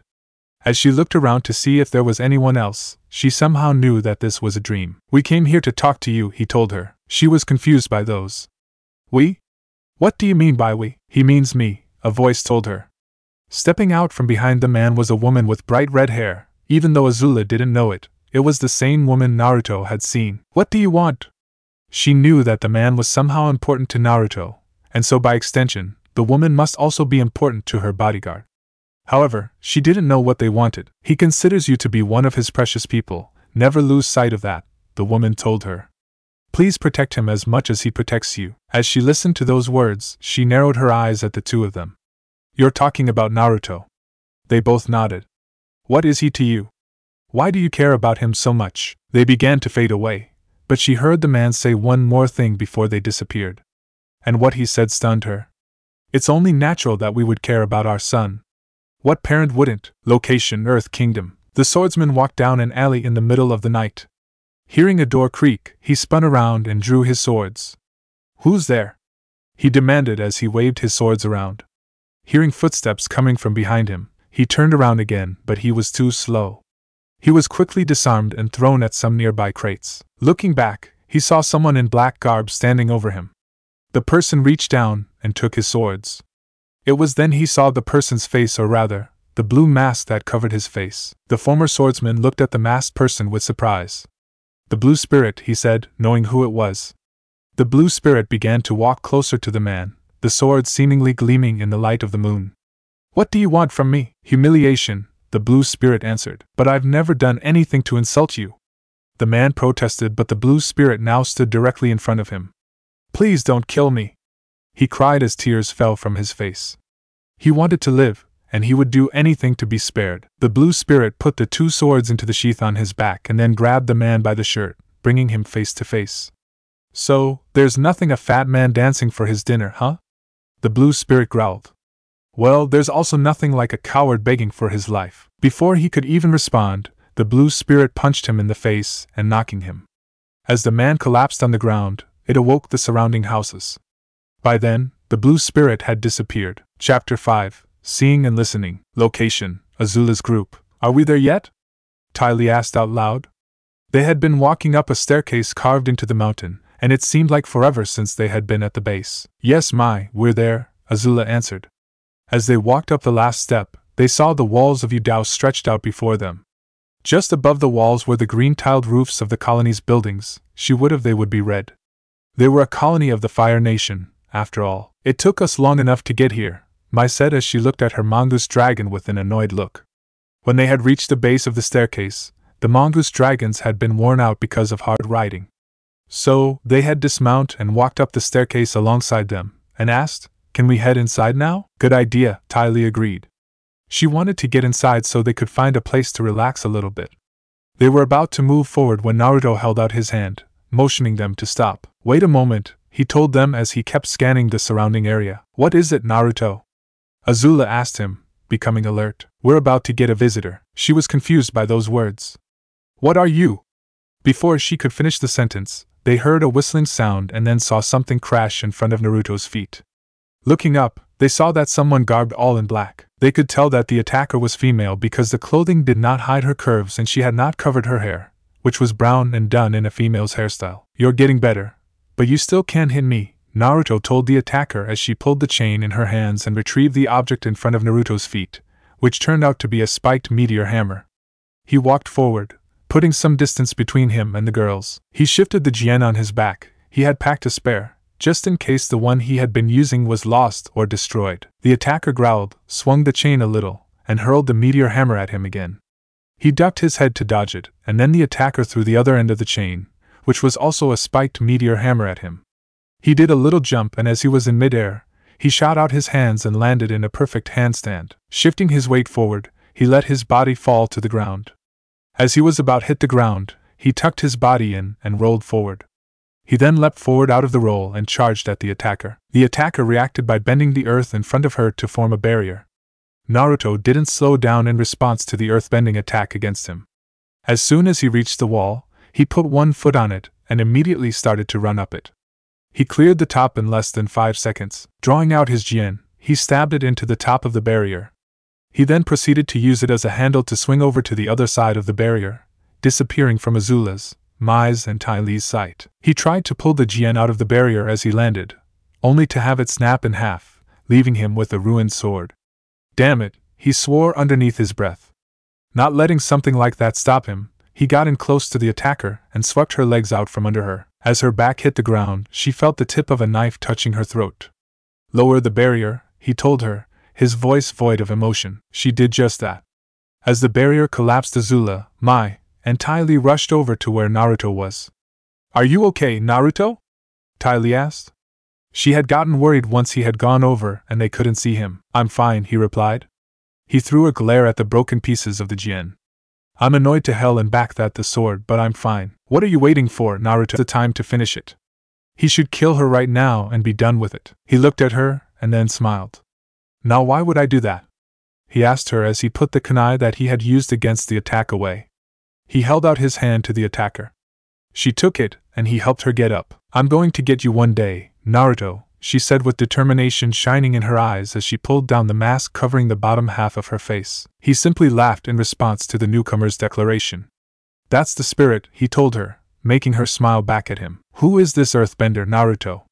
Azula asked. That dangerous tone in her voice, the one where everyone who knew her would find a good hiding spot, should have warned him to answer the question carefully. However, since he had been with her for so long, he didn't fear that tone. Azula, Mai Tai Li, this is Kori Morishita, he introduced them to the attacker. Hello, it's nice to meet you all, she greeted them with a welcoming smile. Why was she trying to kill you? Tai Li asked. It was weird. 1 minute, they were battling it out, and the next, it was like it didn't happen. Both laughed at that. Kori wasn't trying to kill me. She's been trying to beat me in a spar ever since I was first posted here, the blonde told them. So far, she hasn't succeeded. That earned him a frown from her, which he had just smiled in response. Why didn't the soldiers stop her? I can see them up there, Mai told him as she pointed up to the gate. When they all looked up at the walls, they did indeed see Solidar walking their patrol and looking down upon them. She couldn't really see them, but she was fairly certain that they were amused. They know what she's been trying to do. Also, her dad is the mayor of this place. He pointed behind him at the town to emphasize his point. Kori looked a little embarrassed by that fact, if the small blush on her face was anything to go by. After a minute of silence, it was Azula who spoke. We should enter the town and introduce ourselves to Mayor Morishita then, she spoke. It was protocol after all, agreed. Let me greet the troops first. As they approached the gate, he turned to the others. He took a few steps forward and looked up at the guards above the gate. Taking a deep breath, he opened his mouth and proceeded to bellow. Attention to all military personnel. You know damn well who's talking right now, so pay attention. I am currently standing in front of the gates with Princess Azula and her 2 friends. If these gates are not opened within 15 seconds, I will be taking over the morning training exercises and everyone will attend, no exceptions. He lifted his head up to look at the sun. I am timing you, starting now. Never had Azula, Tai Li, or Mai seen a gate be opened that fast. Not only was the gate opened quickly, but there was also an honor guard waiting for them on the other side. It's good to see you again, Lord Naruto. They all chorused together. It's good to see you all again as well, he told them with a warm smile as the group walked through the gate and into the town. The honor guard was about to fall in behind them when he spoke again. However, you took 16 seconds to open the gate. Therefore, I will see you all on the training field at 4 in the morning. Never in her life did Azula think to see the men and women of the Fire Nation army, the mightiest army this side of the planet has ever seen, cry like babies when they heard what came out of Naruto's mouth. Location: Jailing. Aang, Sokka and Katara stood in a marketplace with Momo on Katara's shoulder and Akela at Sokka's side. Team Guy stood nearby, keeping an eye out for any potential threats. After the meeting with Sifu and talking about Kurenai being pregnant, the teams from Konoha had finally gotten down to brass tacks. They eventually decided that the teams would remain separate but would work together. One team would guard Aang and the other 2 teams would try to locate Naruto or get information on him. Seeing as Team Kurenai had already done the part of protecting Aang and his group, Guy volunteered his team to do it next. The first village they came across after the swamp and an encounter with some unique Fire Nation men on Komodo rhinos was not an incident they liked to remember. Apparently, that one little village detested the Avatar, but when they learned Sokka was Paragon, they all but fell to their knees, welcoming him. One of the villagers revealed to Sokka that one of the previous Paragon's brother founded the village they currently reside in. After getting into a trial that was weird, dumb and was rigged to an extent that even Guy and Lee could tell, Aang had transformed into Kyoshi and had essentially confessed to killing the village's founder, who was a tyrant. The mayor was all set to have Aang executed, but Sokka had stepped in and revealed a trump card. He pulled out a scroll he brought with him from the Northern Water Tribe that was titled Basic Laws of the Nations. He announced that even though Chin Village had a bad judicial system, they still had to obey the basic laws that the 4 nations followed. One of those laws was that a paragon could overrule a court's decision if he felt it was unlawful. With that said, he declared the ruling of the case was void because of their prejudice against the Avatar. The mayor grumbled but complied. However, something strange had occurred. Kyoshi, who still had control over Aang's body, noticed what Sokka had said and saw the Paragon medallion he had when he showed it to the mayor. She immediately tried to attack him. She blew past Team Guy and Katara but was stopped when Sokka had, without conscious thought, cut the link between Aang and the Avatar state. The same Fire Nation troops appeared again, but this time, Team Guy was ready for them and easily beat them. After the celebration that night, they decided to quickly leave the town that Sokka had stated was the worst village they had ever visited. Now they were at the marketplace in the town of Jailing, but not to shop for supplies. Katara and Sokka went in one direction, while Team Guy went in another direction. Tenten noticed the stalls and gazed at what appeared to be sets of pears on the basket as the merchant chatted with a female customer, who had finished paying for her purchase. In another section of the marketplace, Guy was in the middle of an argument with a merchant who was selling bags of rice, but when he tried to pay him in rios, the merchant was upset. "We only deal with Earth Kingdom chiens, none of that paper currency." The merchant snapped, who snatched the bags of rice back from Guy's hands. "Where can I go to exchange for your local currency?" Guy asked back, but the merchant snorted. "I don't know. It's not like we're dealing with the merchants who travel here from across the seas. No one knows what the market is like across the seas, west of the Fire Nation. Now scram." He turned his attention back towards the other customers who grumbled about waiting too long to buy their portions of rice. On a different area of the marketplace, Katara and Sokka looked around and looked at what appeared to be an expensive green bag with a strap. She looked at bag, before turning her head towards Sokka, who was also looking at the bag. "It's pricey but I really do like it," Sokka said. He was currently conflicted in whether buying the bag or not. "Then you should get it," Katara told him. "You deserve something nice." "I do, don't I?" he rhetorically asked her. "But no, it's too expensive." "I shouldn't." "Alright then don't." She walked away with Aang behind her. He was about to follow when he changed his mind and got the bag. Akela just rolled his eyes at Sokka's antics. Meanwhile Niji stood against a wall next to Lee. "I can't believe he's agonizing over a simple bag," he muttered. "It was completely ridiculous, but it's a bag with the most youthful shade of green," Lee told his teammate. Then he turned serious. "Besides, would you rather go with Tenten when she discovers a weapons shop and learns about the sales on those things?" The two of them shuddered at the memory of Tenten's last weapons shopping spree. "The next time that happens, they were wearing body armor." Tenten noticed the shudder. "You guys okay?" she asked. "We're fine," they answered in unison. Meanwhile, a guy had come up to Katara and Aang. "Hey, do you kids like earthbending? You like throwing rocks?" He handed them a small piece of paper. "Then check out Master Yu's Earthbending Academy." As the man walked away, Aang looked at the paper. "Look, there's a coupon on the back. The first is free. Who knows, this Master Yu could be the earthbending teacher you've been looking for," Katara told him as she and Sokka, bag in hand, also looked at the paper. Sokka turned his head to ask Team Guy what they thought, but when he saw the stony expressions on their faces, he decided not to. "Location Yu Dao. Corey!"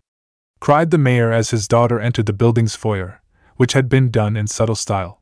Not that anyone had been paying attention to it at that moment, with Azula's group behind her. "Where have you been? You know that you had a meeting with a son from the Akatambo family today."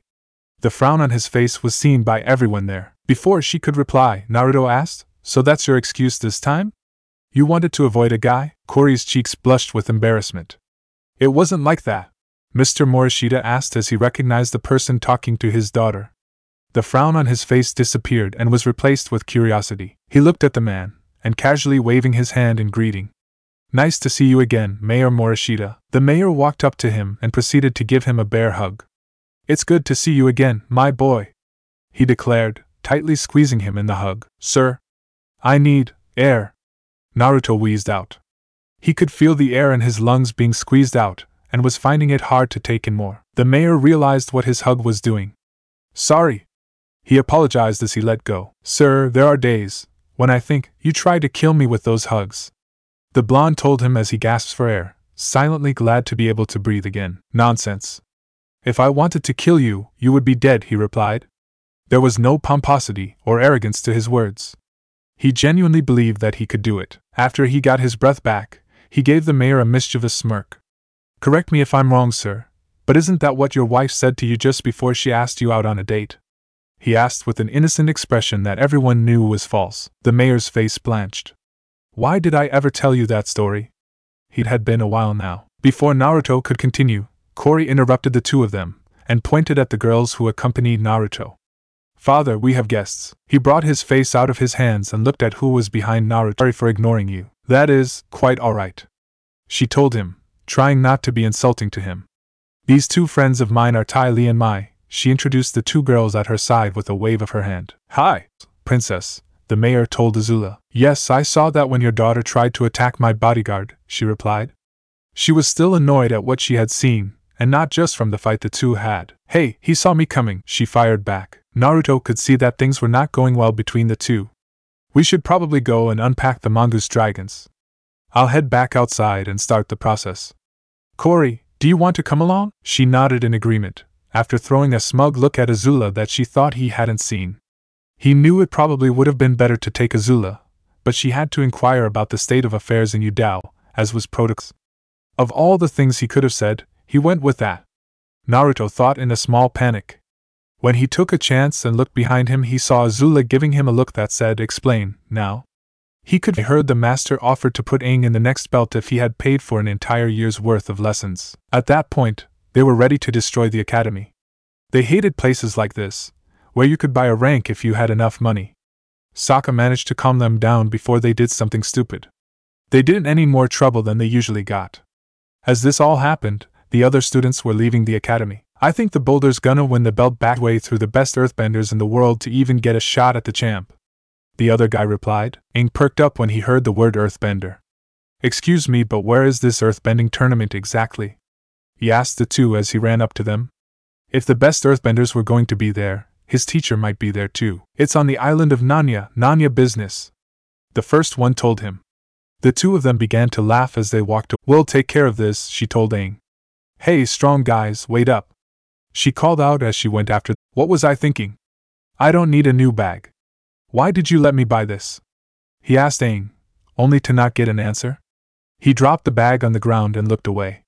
Momo had been sitting back to the group. You ready to find an earthbending teacher? Katara asked. We're going to Earthrumble. Her team shared a knowing look between them. If they were to investigate the alleyway where the two students went, they would find that said students were frozen to the wall, and had icicles stuck in the wall just below the one place no man wants to be hit or stabbed in. Location: Earthrumble Arena. As the night fell, the group headed into the giant cave that held the Earthrumble Arena. They went down one of the many staircases surrounding the ring, looking for a good spot to watch from. Hey, front row seats, Aang announced. He looked at the seats. I wonder why no one else is way too close for comfort. A couple more inches and he probably would have lost his head. They turned to face the ring.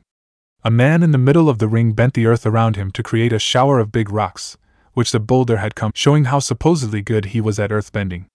Welcome me to Earth Rumble 6. I am your host. Chucking rocks at each other, isn't it?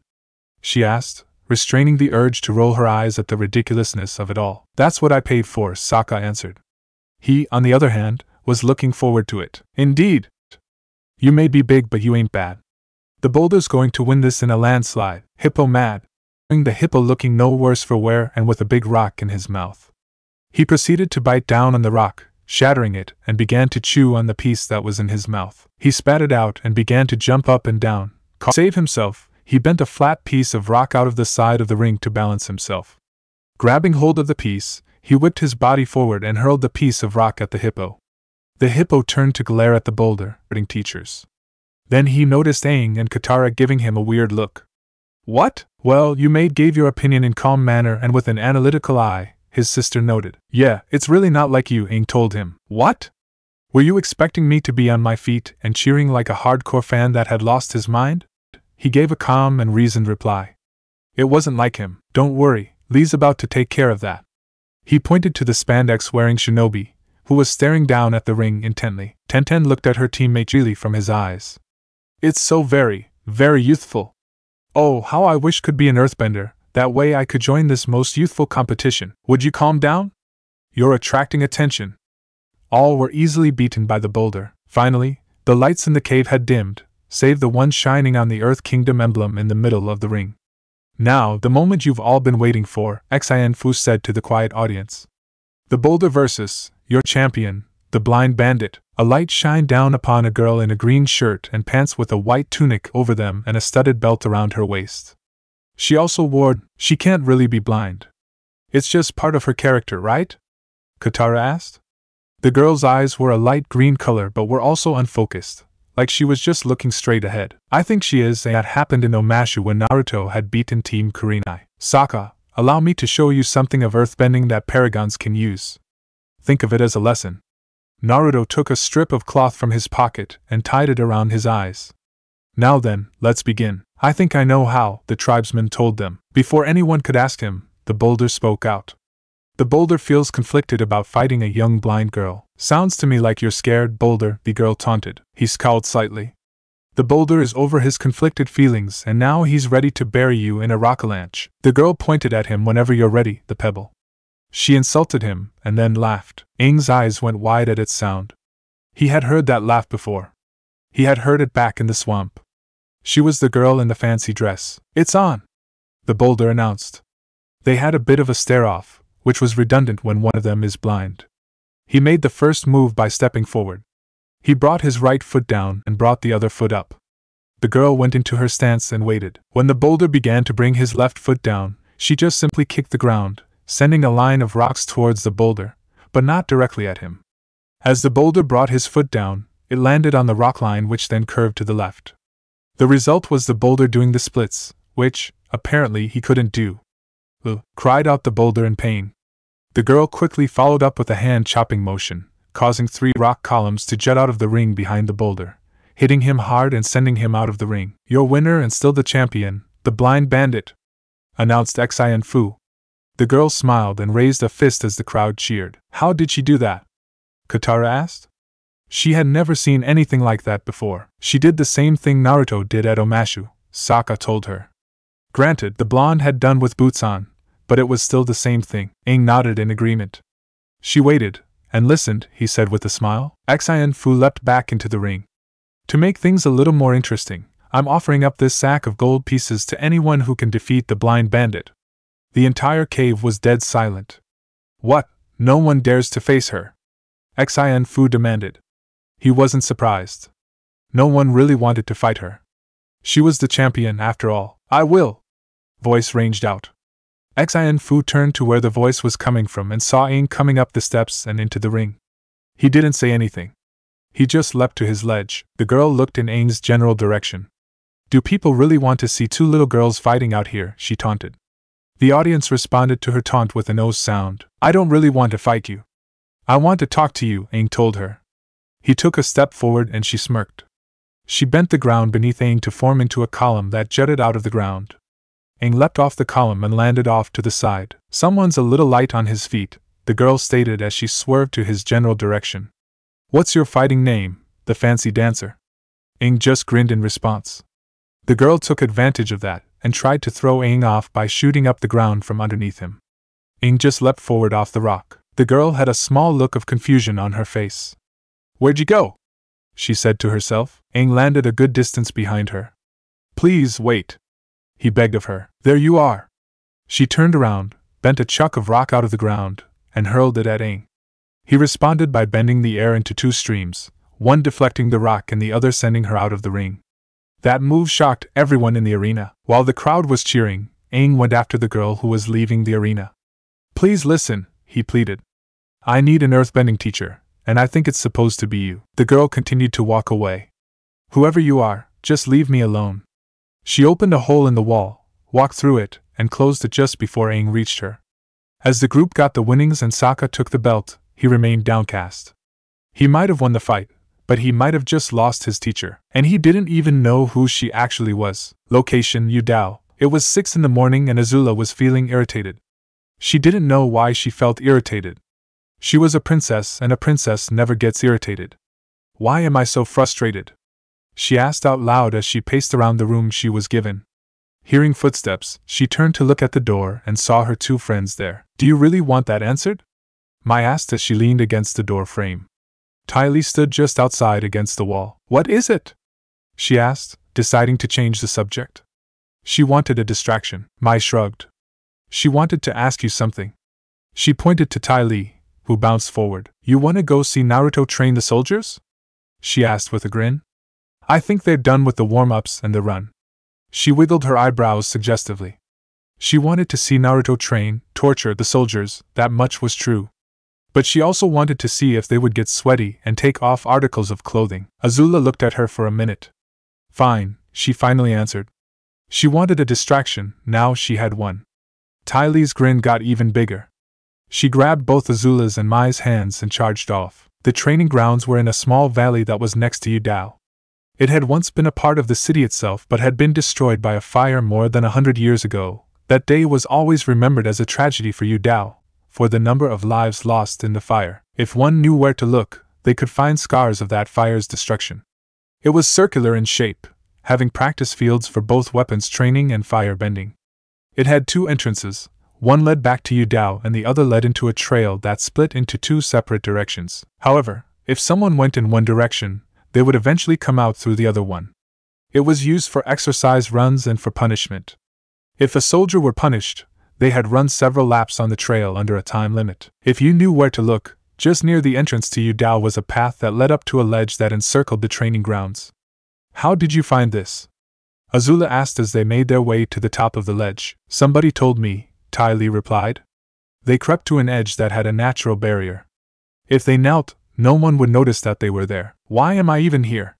Mai wondered. Because you were bored, that's why, Ty Lee told her with a smile. She just rolled her eyes in response. Shush! Here they come! Azula hissed to them. Sure enough, the soldiers were coming in through the trail entrance with Naruto in the lead. As soon as they hit the practice fields, they stopped and all but collapsed. Well now, wasn't that refreshing? Naruto asked them. The large amount of people behind him just groaned. Oh, come on, it wasn't that bad. You call doing 40 laps on that trail with weights after an hour and a half of push-ups, sit-ups and Agni know what else not bad? One of the men, who looked to be an officer judging by his armor, demanded. Naruto just looked at the person, who looked to be a year or 2 older than him.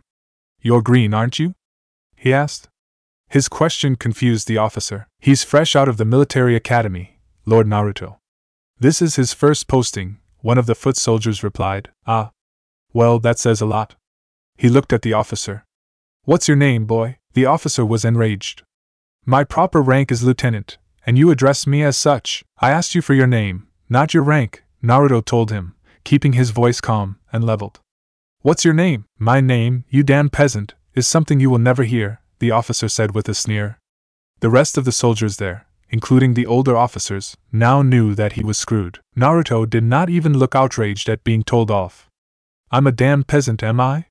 He asked, raising an eyebrow in question. He's going to get now, Ty Lee whispered gleefully.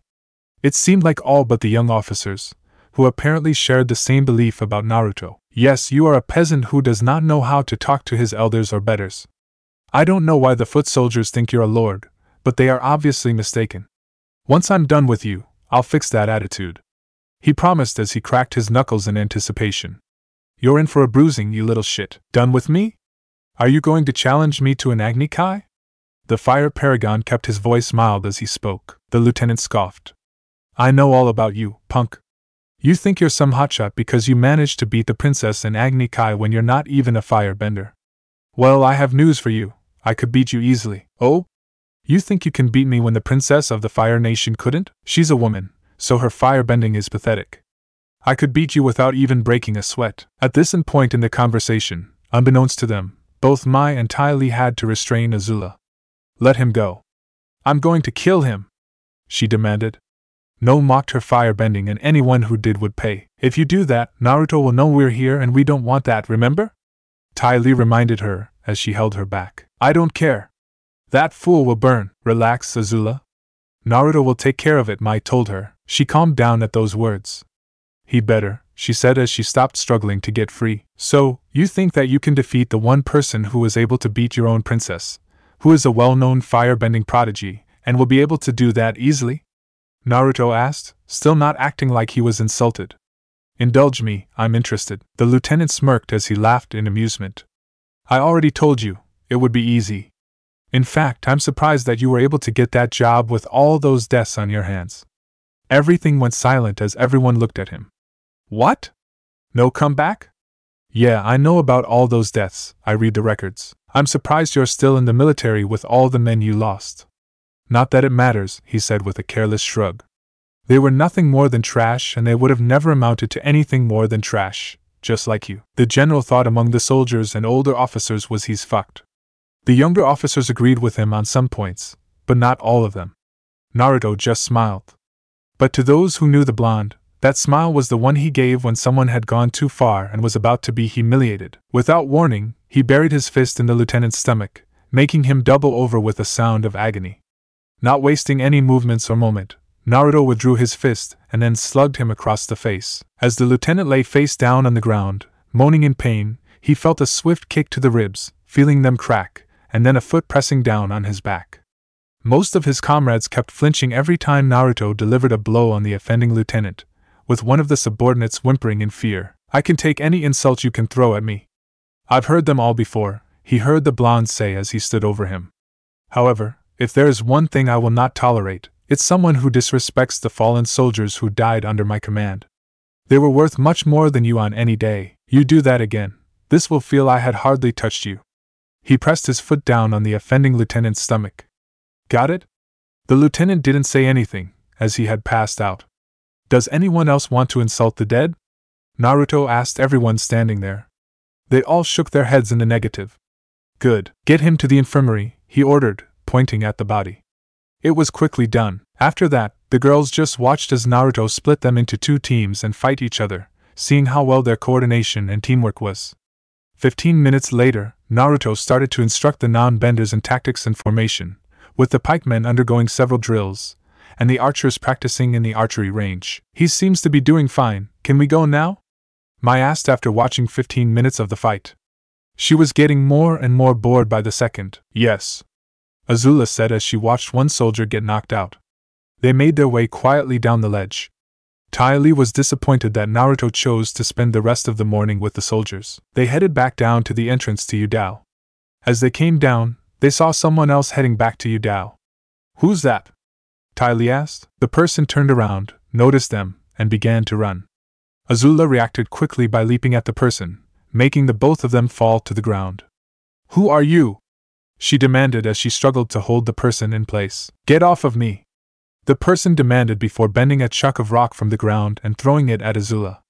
Azula rolled off to dodge and came up into a fighting position. When she looked at her opponent more clearly, she saw that it was Kori. "What are you doing here?" the daughter of the mayor asked. "I could ask the same of you," Azula replied. Kori blushed. "That's none of your business," she stammered, trying to not lose her composure, which wasn't really working. Tai Li gave a mischievous grin. "You were watching the guys, weren't you? You were watching them get all hot and sweaty and hoping they'd take off their shirts, so you look at their bodies." She had wanted to see the same, but she wasn't going to say that aloud. "And no, I wasn't." "Yes, you were," the acrobat said in a sing-song voice. "No, I was not. Would you stop lying?" "You were right there," Mai told her. "All right, fine," she stated. "I was there to watch the guys, okay?" She turned around to walk away. "I'm going back to the village, goodbye." She wanted to get out of there before things got worse. "You didn't come here to watch the guys, you came to look a guy, didn't you, Fire Nation princess? You were watching Naruto." She glared at the older girl with jealousy in her eyes. "So what if I was watching him?" "I love him," Kori stated, finally turning to look at her. She just stood there with a shocked look. "You what?" she asked. She couldn't believe she had just heard those words. "I love him. I love Naruto. He is my bodyguard," she shouted, and she would be damned if she was going to lose him to her. "He was my bodyguard first, and he actually cares about me," she snarled. "Get out of my sight." Kori simply turned back around and headed back to Yudao. Azula? "Back to Yudao," she told them. She wasn't going to let that girl anywhere near her bodyguard. As they watched her leave, nothing had been set on fire. "I just wondered how long it will be until she confronts Naruto. You know, Naruto the job of being her bodyguard right in front of Azula during a formal party." He declined. On the spot. After that, she had to be treated for second-degree burns all over her body.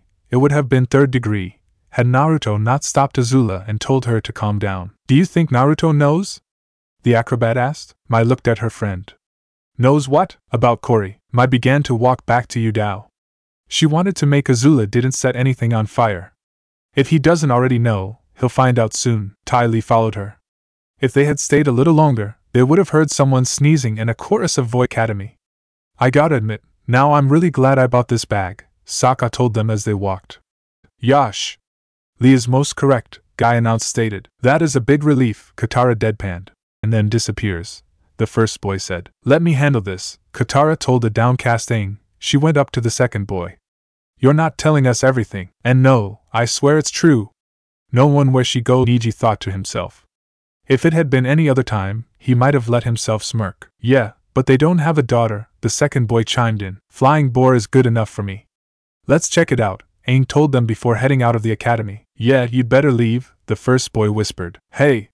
I've got my eye on you too, Katara told them as she left. If I were you, I'd listen, Sokka told them. You don't want to end up like that last guy. What last guy? They asked.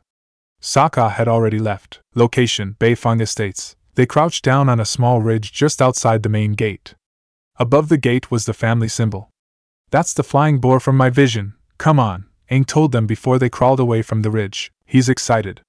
An excited Aang was an impatient Aang. And an impatient Aang tended to rush things. Aang is probably going to try and go over the wall. If we don't get in, can you guys try knocking on the front door?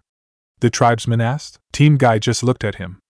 And how exactly is that supposed to work? Tenten asked with a mystified expression. Hinata once told me that the Hyuga clan was a noble family. I'd better go and catch up. Akela, stay, he told the wolf. As Sokka left, both Lee and Sokka had gone around to the side, over the wall, and into the garden. They tried to move quietly but the urge to land on a bush, but Sokka landed face first on the ground. Aang had landed on his back. He tilted his head. Here, Twinkle Toes, she demanded. How do you know it was me? He asked. Don't answer to Twinkle's belt, Katara pointed out as she got back on solid ground. Touché, sister, he replied, standing back up. A crazy king told me I had to find an earthbender who listens to the earth, and then I had a vision in a magic and nation got any weirder. What Aang is trying to say is the Avatar, and if he doesn't master earthbending soon, he won't be able to defeat the Fire Lord, she said. The girl put her hand in front of Katara's face. Not mine to win this war, and yours is to teach Aang earthbending, Sokka told her. The girl stood with her back to them in silence for a few seconds. Then she turned around. Guards, help! She suddenly told her as they led her away. Aang scowled, but then had a thinking look on. He grinned and then climbed down the wall. I've got another idea, he told the other two before heading back to where Team Guy was. Hang on, Aang, Sokka said as they got back to the ridge. We tried an idea of yours and it didn't work. Now it's my turn. When we passed through Jailing, seeing as it was almost dark, we had decided to pay our respects, and asked the master of this estate if we could sleep here tonight, he told them. The Hyuga clan? Repeated the second guard. The nobility. And since I was raised as a noble before becoming his student, I know how, Neji explained. At this point, Sokka decided to walk up to the gate. There you guys are, he greeted TQ Aang. Katara and Akela appeared from the bush. Who are they? The remaining guard demanded. Not to worry, my good sir, Neji told them. These are also our traveling companions. The bald one with the arrow, Morishita and Kori. It was an informal meal, so a banquet table wasn't used. Instead, my wife went to go see her family, but I believe she will be back before the night is out. Hey Naruto, Kori said to her. The Avatar could very well defeat the Fire Lord. But even if he does that, this conflict he'll set his sights on the Fire Nation colonies. Us? Asked the mayor. Why would he look at us? He believes that for the harmony to be restored there must be 4 separate nations. When he looks or hears about the land, but that's absurd, Kori shouted. I am Earthbender but I am also a Fire Nation citizen. For once, I actually agree with her, Azula said. It would be absurd for the Avatar to do that if he removed. He could see the idiot doing just that, without a care to what the colonists would say or think about it. He would just that it was for the best before shepherding them back to the Fire Nation. In theory, the idea that the Avatar... This is my home. Kori slammed her fist on the table. She wasn't going to let anyone take her from her home. Kori, behave yourself, the mayor said. He turned to Naruto. What do you think, Ainge? The only thing I am certain of is that if things go wrong and the Avatar messes it all up, we'll dragged into another war that could be much worse than the current one. The table was silent for a few seconds. Well, I guess we just have to hope that doesn't happen, Ty Lee said. She silently hoped that wouldn't happen, or the Fire Nation could destroy the Avatar and win the war, Azula stated. Was she the only one in the room who was thinking that? Two girls looked at one another. Well, of course, we are the greatest nation there is, and yet you're not even fighting. Her father might want her to be the best of the best, but he wouldn't risk that by letting her near the front line, or even the supply line. Nice excuse. Azula threw her a look. And what's your excuse for not fighting, in case you lose her temper? Both Corey and Azula looked like they were ready to attack each other. Then everyone there heard a chair being moved back. Turning their heads, they saw Naruto standing quietly. Azula, Corey, he said, kill each other. So I'll ask again, what's going on between the two of you? Well, why don't you explain yourself first, and you being her bodyguard? She snarled, pointing at Corey. It was only for a month, Azula, and it was my first assignment. Yes, I do visit whenever I am sent to the front and nearby. He frowned slightly and looked at her. But that's not what's got you mad, is it? If you were only there for a month and only visited afterwards, how is it that she is in love with you? Yelled Azula, pointing an angry finger at Corey. The silence was almost suffocating after what she had said. What? Naruto asked. You heard me, she said, her voice going from a snarl to a growl. He turned his head to Corey. Is this true? She nodded her head. I love you, Naruto. I've loved you since you were my bodyguard. And she hadn't stopped, not even after he had left. He dropped his head and gave a sigh. Why is this happening? He silently asked himself. The fox did not comment. Corey, I do love you, but I don't love you in that way. I'm sorry, he said to her, raising his head. Corey looked like she was about to cry. Tears began to well up in her eyes. I think you three had enough excitement for one day, a voice from behind them said. Naruto turned around. Mrs. Morishita. I thought you were to be back later. I had picked up my pace when I had heard that you had come to visit, Naruto, the wife of the mayor said as she stood before the three of them with her arms folded. But I see I've come at wrong time. No, ma'am, he replied, his voice relieved. If anything, you came at the right time. She went over to her daughter. Then I shall take Corey to her room. Her hand came to rest on her daughter's shoulder. I'll be right along. I have to make sure Azula gets to her room. He turned and gave her a look that said to not say a word. She wanted, but she didn't. The two groups left one another and went their separate ways. Location: Beifong Estate. After an introduction to both Lord Lao and Lady Poppy, who were Toph's parents, Aang, Katara, Sokka and Team Guy joined them at dinner. They were initially worried about Akela, but Sokka reassured them that he was well behaved. During the dinner, Aang told them that he still needed to find an earthbending teacher. Lao suggested Master Yu, but Aang tried to subtly tell him that Toph was supposed to teach him, at least, as subtle as the air nomad could be. The result of that was food was flung everywhere while both Aang and Toph had a staring contest. At that point, Poppy asked if they wanted to move to the living room for dessert. I'm sorry about that, Niji apologized as they sat in the living room. Sometimes, Aang gets a little excited and does something rash. That's quite alright, Poppy answered. Tell me, Master Guy, was it? Master, you asked? Never had he heard such an odd name before. That is correct, Guy answered. During their time there, he had tried not to show his youthfulness. Instead, he tried to act like a serious teacher in front of their hosts. As it turned out, it wasn't hard. He had a more difficult time trying not to show his outright disdain of the earthbending teacher. What is it exactly that you teach your students? He asked. Seeing as the four of you are not benders, I wonder what there is to teach them. Both Guy and his students could hear the condescension in his voice and see it in his smile. I have trained Tenten in the usage of weapons and have helped Niji with his family's martial art style. Both are geniuses, he replied. And what of your third student? Asked the earthbending master. If you did not call him a genius, then it obviously means that he isn't one. At this point, both Niji and Tenten had to subtly restrain Lee from attacking Master Yu. I have trained Lee in my own style, the Goken, Guy told him. He is a genius of hard work. Personally, I believe that a genius of hard work can beat a genius at their own game at any time. He chuckled like it was all somewhat amusing. Please, if he is not a natural genius, then he cannot beat one. That is his fate. At this, Niji smirked. Master Yu, what you just said reminded me of someone I knew, he said. Oh? And who was that? Myself. Looking at the confused looks he was getting from everyone except for his team, and Toph, he continued. A couple of years ago, I had believed what you believe. I believed that fate controlled everything. That it was inescapable, and everyone had a destiny. I was full of pride, but I was also full of hate at the role that destiny had given me. I lashed out at people because of my hate. The room was silent. What happened? Lao finally asked. He felt like he was hearing a story. My hatred had grown too much. In a tournament that our village hosted, I lashed out at a member of my own family, and had almost killed her. I felt no shame at what I had done. His tone turned sorrowful as he remembered what he did. Then a boy, one I had deemed a failure, swore an oath on her blood to win against me when we would face each other in combat. A blood oath? Asked Aang. Wasn't that a bit much? It sure sounded like it to him. Not to him, it wasn't. Soon, the day came when we fought each other.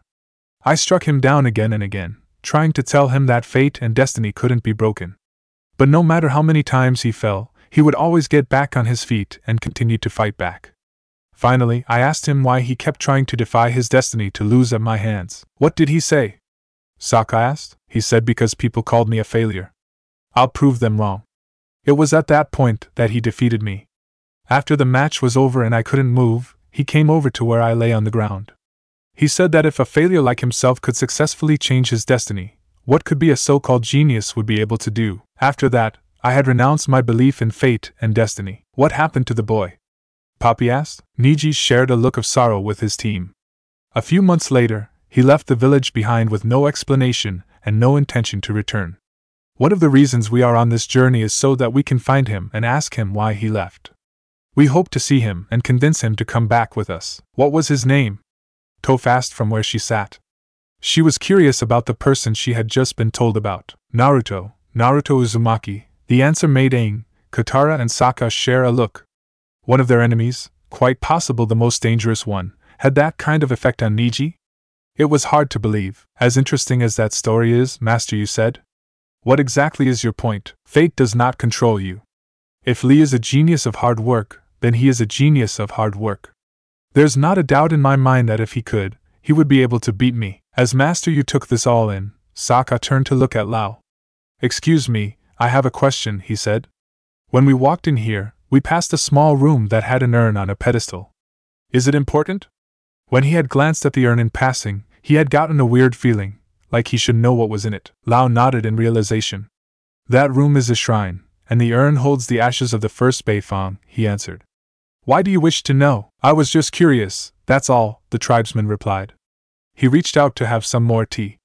As he did, the medallion somehow managed to slip out. Both Lao and Poppy noticed it, and knew what it was immediately.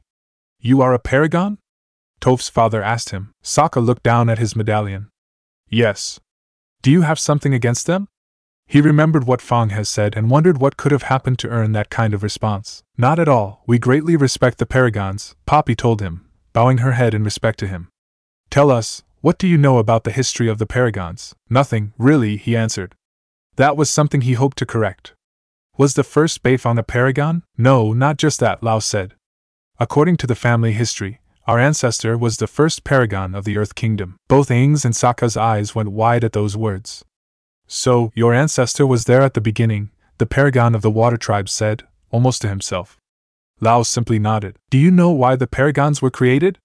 Aang asked. This time, Poppy shook her head. I'm sorry, but no.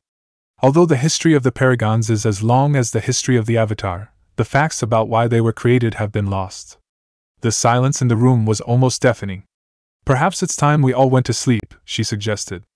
Everyone agreed with her. Later on, in the room they were given, Aang was bidding Appa goodnight while Katara sat on the bed and Sokka sat against it with Akela at his side while Momo sat in the bag. Team Guy had been given a separate room, one close to the one they were in. Hearing almost silent footsteps walking to their door, Aang turned around and saw Toph leaning against the doorframe. He gave a small cry of panic and went into an air-bending stance. Relax, Toph told him. Look, I'm sorry about dinner. Let's call a truce, okay? Aang put his hands down. Follow me, she ordered. She left the room and he followed, silently telling Katara and Sokka that he would be fine. She led him out into the garden. While Aang walked on the bridge, she walked on the raised edge of the bridge.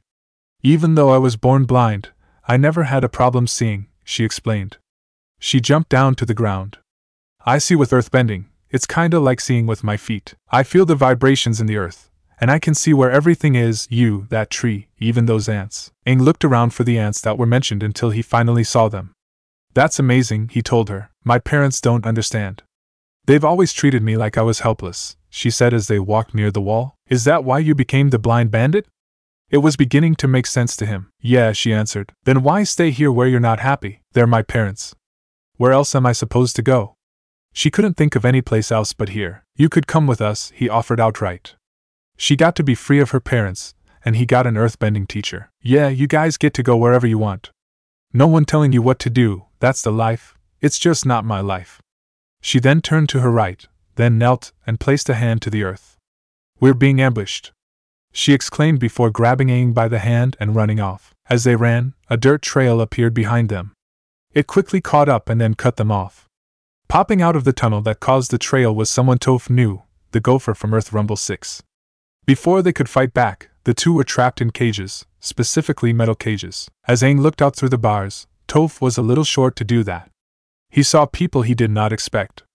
I think you kids owe me some money, Xin Fu told them with the rest of Earth Rumble 6 members behind him. Location: Yudao. Corey lay on her bed with her mother sitting next to it. A knock was heard coming from the door. Mrs. Morishita went over to the door and opened it slightly, revealing a person's face. Naruto, she said, looking at the blonde. Ma'am, he greeted. Can I come in? Young man, I have half a mind to take you outside, give you a thorough beating and then bury you in the earth, she threatened him. She tried to make sure her daughter came to harm, and yet, it had happened. You have every right to do so, ma'am, he replied. But I would like to talk to Corey before you do so. He wanted to get everything out into the air and try to clear it all up.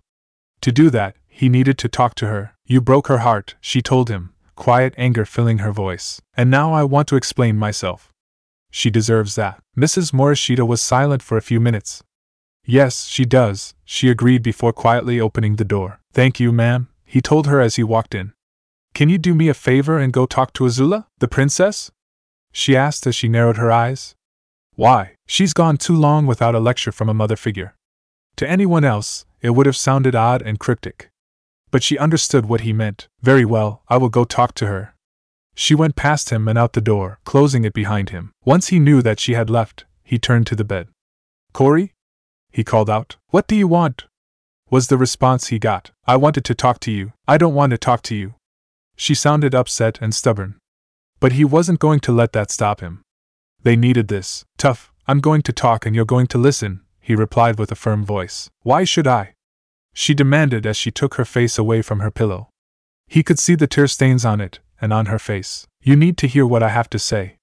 He walked over to the edge of the bed and sat down. Why are you in love with me? He asked, looking straight at her. What? She asked with confusion in her voice. She had never expected that kind of question to come from him. Why are you in love with me? He repeated. It had to be asked and he knew it. I don't really know why. You're best at everything, you're smart, and you look so cool, she listed of the reasons. He frowned at the words and shook his head. That's not love, Corey, that's a crush, he told her gently. But a crush can turn into love, she protested. That's what she had been hoping for all this time. It's true that a crush can turn into love, he admitted. But that only happens when you realize your crush has imperfections. And Kami knows he had imperfections. You don't have any imperfections, Naruto. She couldn't see reason he would have any imperfections. He was perfect, and that's why you're not in love with me. In love with you, she said. She wanted to believe that with all she had. Naruto noticed the tears and gave her a hug. Trust me, you're not. At that point, she lost control and began to bawl like a baby. She held on to him as she cried, her body shaking with each sob. He waited for the crying to turn into sniffles. Corey, I told you that I did love you, remember? He asked her. She nodded, not trusting her voice. There are many kinds of love, and the love I have for you is that of a sibling. What? She said. He pulled away from the hug so that he could look at her face. I love you like a sister. That's important to me. She stayed quiet for a minute and then smiled. Well, it's not the love I wanted, but I'll take it. She could be happy with that. Corey, to me, a family is most important, he assured her. The ones you love always become a part of your family. I guess you're right. Mom and Dad already consider you a member of the family.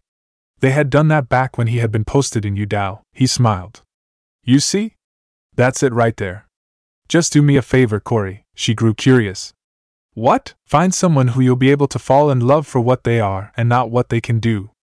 I've seen what a crush can do to a person, and it doesn't usually go anywhere. Speaking from experience, are we? The QB asked with dry sarcasm. Yes, we are. I had a crush once, remember? Naruto silently answered. Of course I remember. I was there. And he remembered everything that had happened. He ignored the fox and brought his attention back to Corey. Are you feeling better now? He asked her. Yeah, she answered. The sadness was gone now, and she felt strangely Happy, he got off the bed. That's good. He started to walk towards the door. Where are you going? He stopped and turned around to look at her. Now I'm going to go talk to Azula. Azula heard a knock on the door. Getting out of bed, she walked over to the door and opened it, revealing Mrs. Morishita. May I come in? The wife of Udao's mayor asked her. Azula shrugged and stood to the side so that she could come in.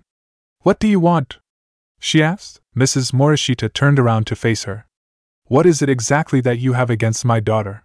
She asked, her voice filled with a quiet and dangerous tone. She scoffed. Why would I have anything against your daughter? It sounded completely ridiculous. She was the princess of the Fire Nation.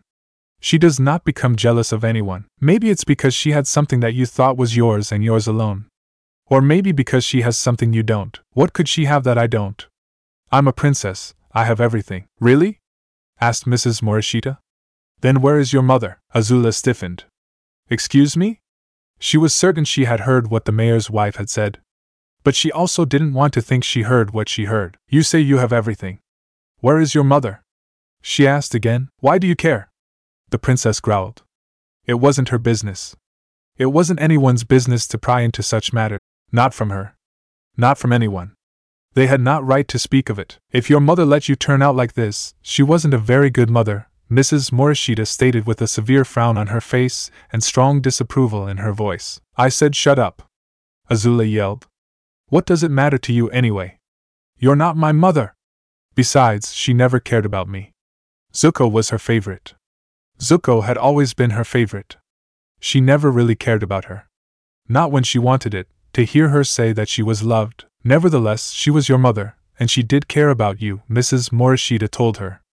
I have a question for you, young lady.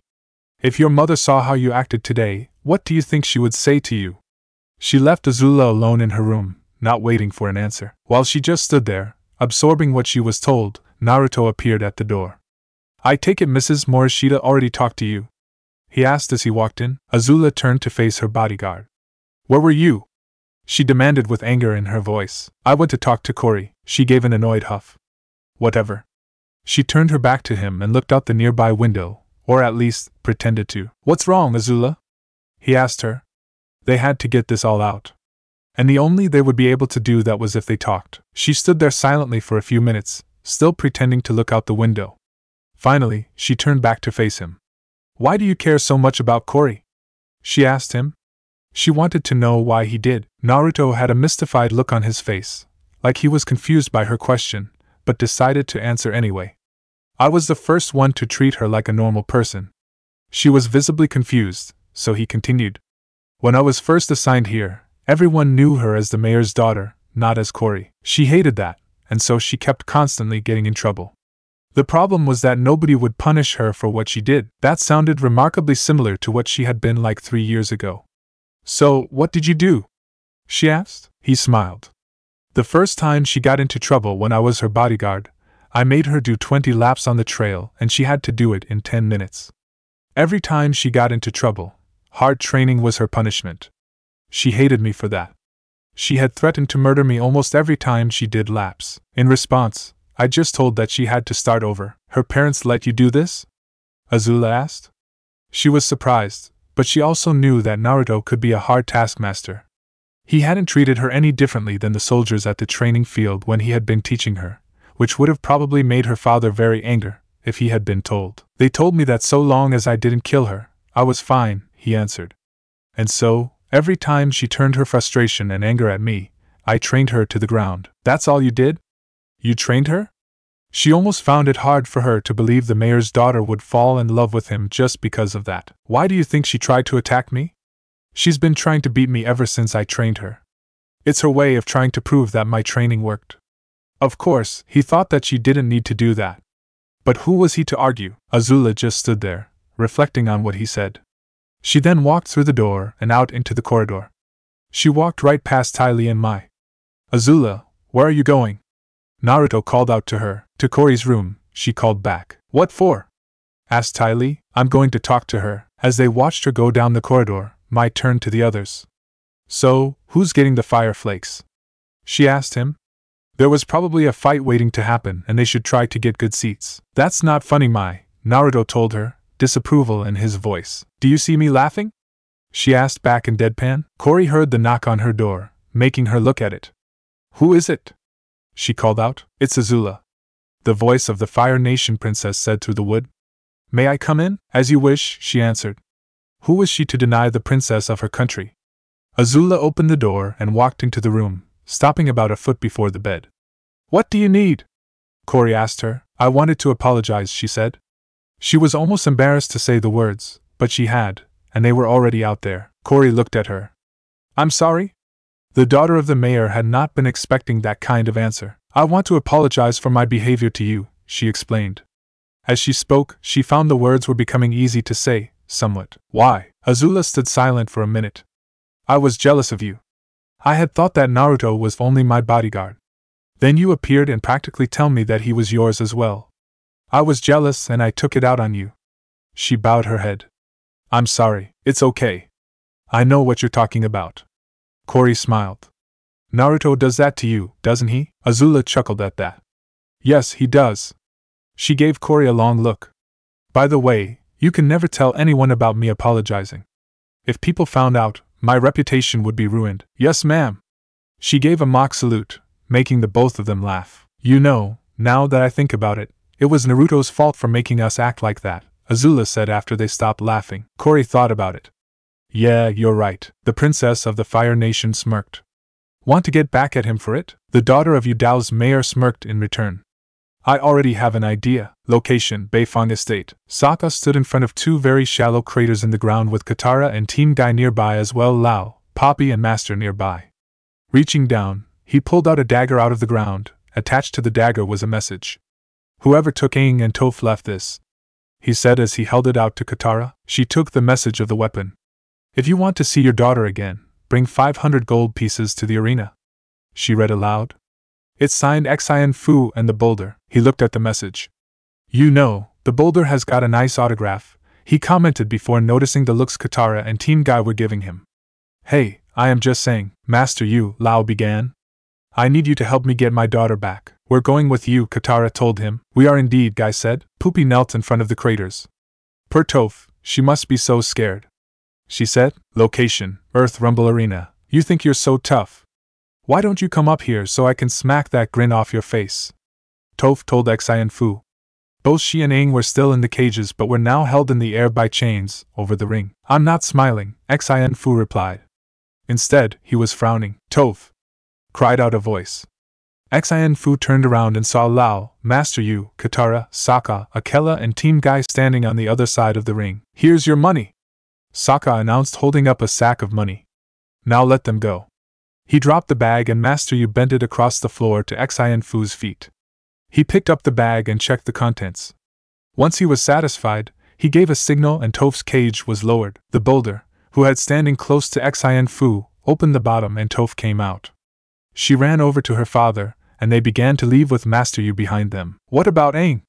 Katara demanded. Xian Fu held up a wanted poster of Aang.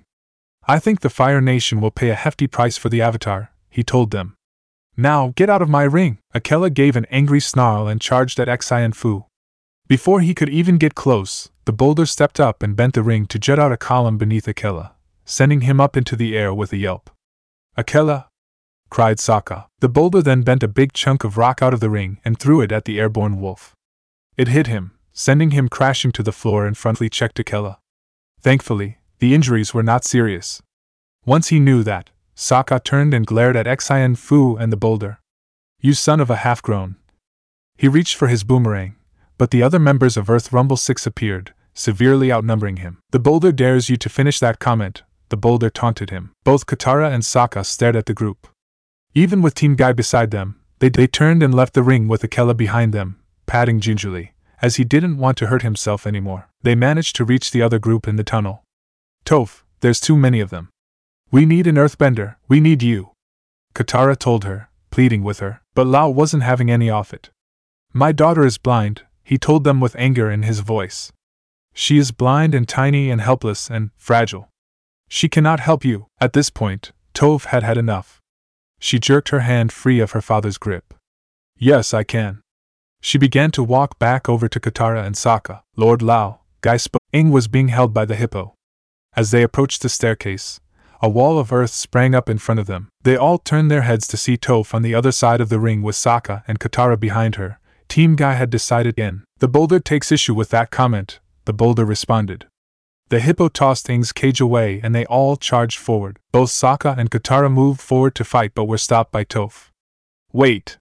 She told them before concentrating a bit, feeling the vibrations of her opponent's feet. They're mine. She went into an earthbending stance and forced the Earth Rumble members back while also creating a dust screen. As her father watched with worry from the stands along with Master Yu, Team Guy and Akela, Toph entered the dust screen. The first person she encountered was Fire Nation Man, who was doing poses. Once he noticed that ring floor with rock balls in hand and hurled them at her. When they got near, she just grabbed them and tossed them behind her. As the gecko was coming down due to gravity, he was hit by a column which sent him flying again. He got hit again by another column and then a third, each time gravity took over his flying abilities. The third sent him flying out of the ring and straight into Fire Nation Man, sending the two of them back onto the ground. The gopher tried to sneak up on Toph by tunneling. He popped up behind her and threw a rock ball at her. However, she knew he was coming. So, when the rock ball reached her, she whipped around, grabbed the rock ball and threw it back. The result was the gopher was being hit and flew out of the ring and crashing into the gecko and Fire Nation Man. Sokka finally managed to break open the lock, letting Aang free. He popped out of the cage ready to fight, only for Sokka to shake his head and point. His finger pointed to the hippo, who was swinging a large rock emblem at nothing, coming out of the dust screen. Soon afterwards, the boulder flew out of the dust screen with a shout. The two of them quickly turned back around and saw Toph follow them out of the dust screen. The boulder growled and the hippo thumped his chest. The two charged forward with the headhunter swinging in from behind with rock in hand and screaming as well. The screaming tipped Toph off. She was standing on the Earth Kingdom emblem in the middle of the ring, and so when the boulder and the hippo also reached the emblem, she literally bent the emblem to twist it around. The result was the headhunter crashing into the boulder and the hippo. Toph took advantage of that and sent them flying out of the ring and into the gopher, gecko, and Fire Nation Man. I never knew, Master Yu said to Lao. Your daughter's amazing. People you least expected from do that to you, Niji stated. He knew that from experience. Toph now stood at one end of the ring with the dust screen covering the other side. Bringing her hands down, she bent the dust away, revealing Xin Fu standing there. He loosened some muscles in his neck and took his stance. Toph simply hocked one in response. She then got into her stance and slowly they circled each other. Xin Fu started it off by bending a barrage of rocks at her. Toph bent the ring to form two triangular slabs in front of her, making a shield. The barrage of rocks hit the shield, but nothing broke through. She then bent one of the slabs forward at Xin Fu. He twisted up into the air and to the side to dodge the incoming slab. He stuck his hand into the ring while in midair and hurled a rock ball at Toph. She simply took one step to the side and let the rock ball fly right past her face.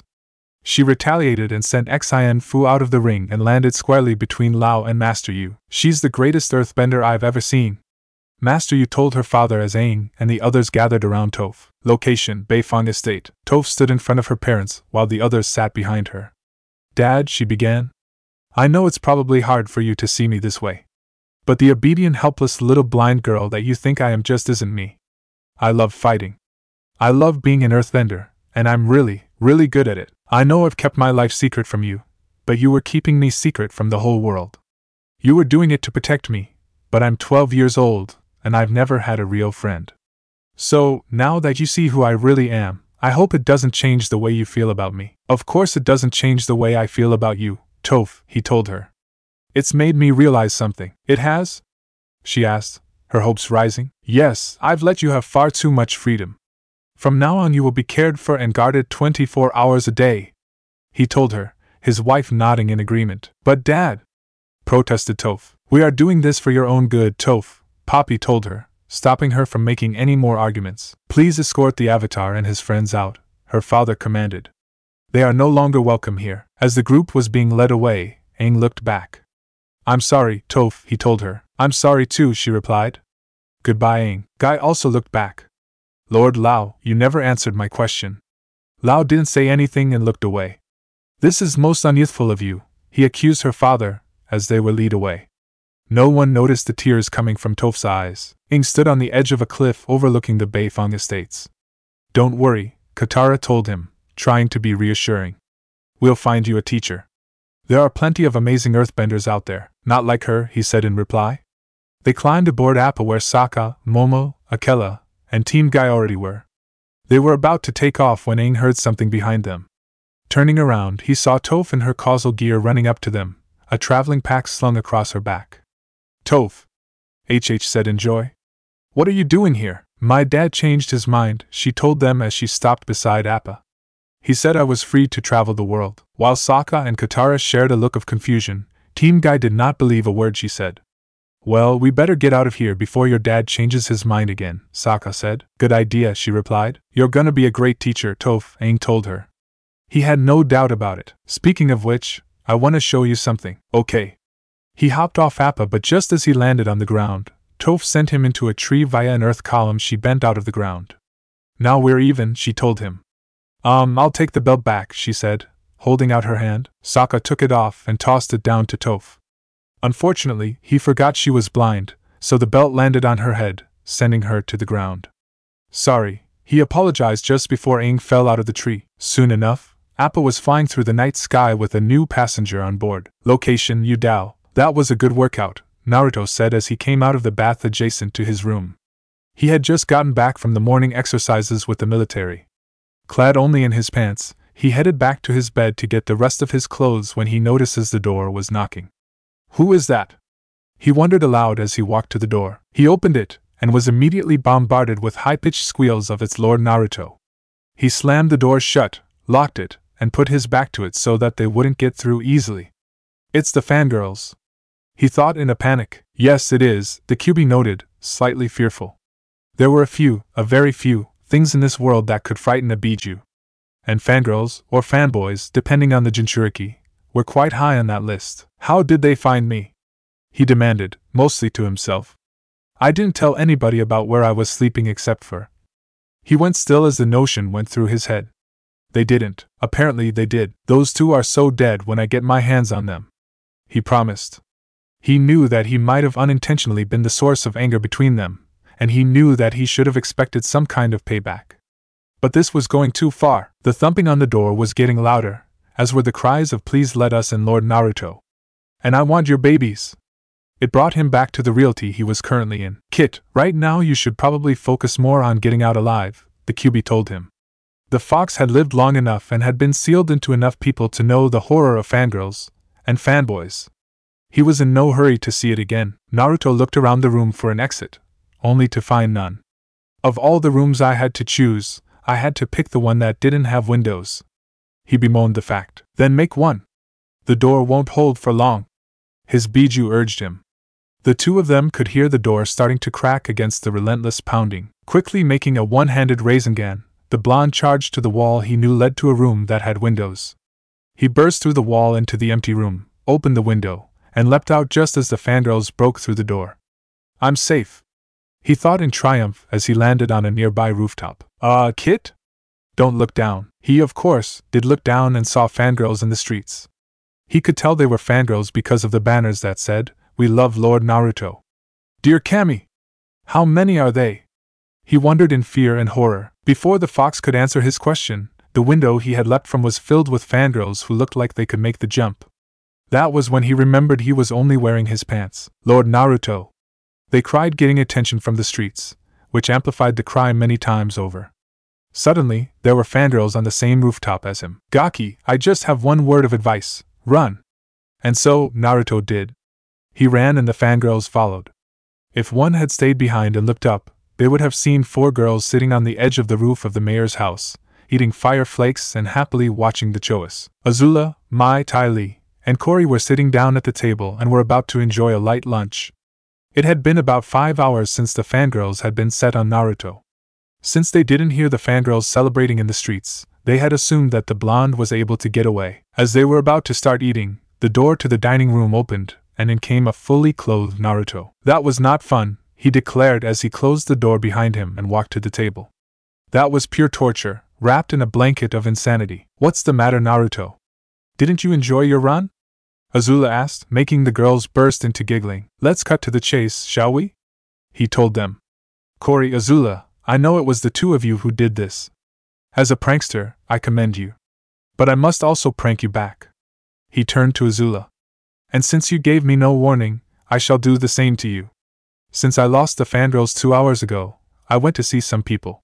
They should be arriving soon. He looked over to Corey. I must admit, Corey, I did not know you had them. It was quite a surprise. Both Azula and Corey began to get nervous at his words. Who's coming? Corey asked.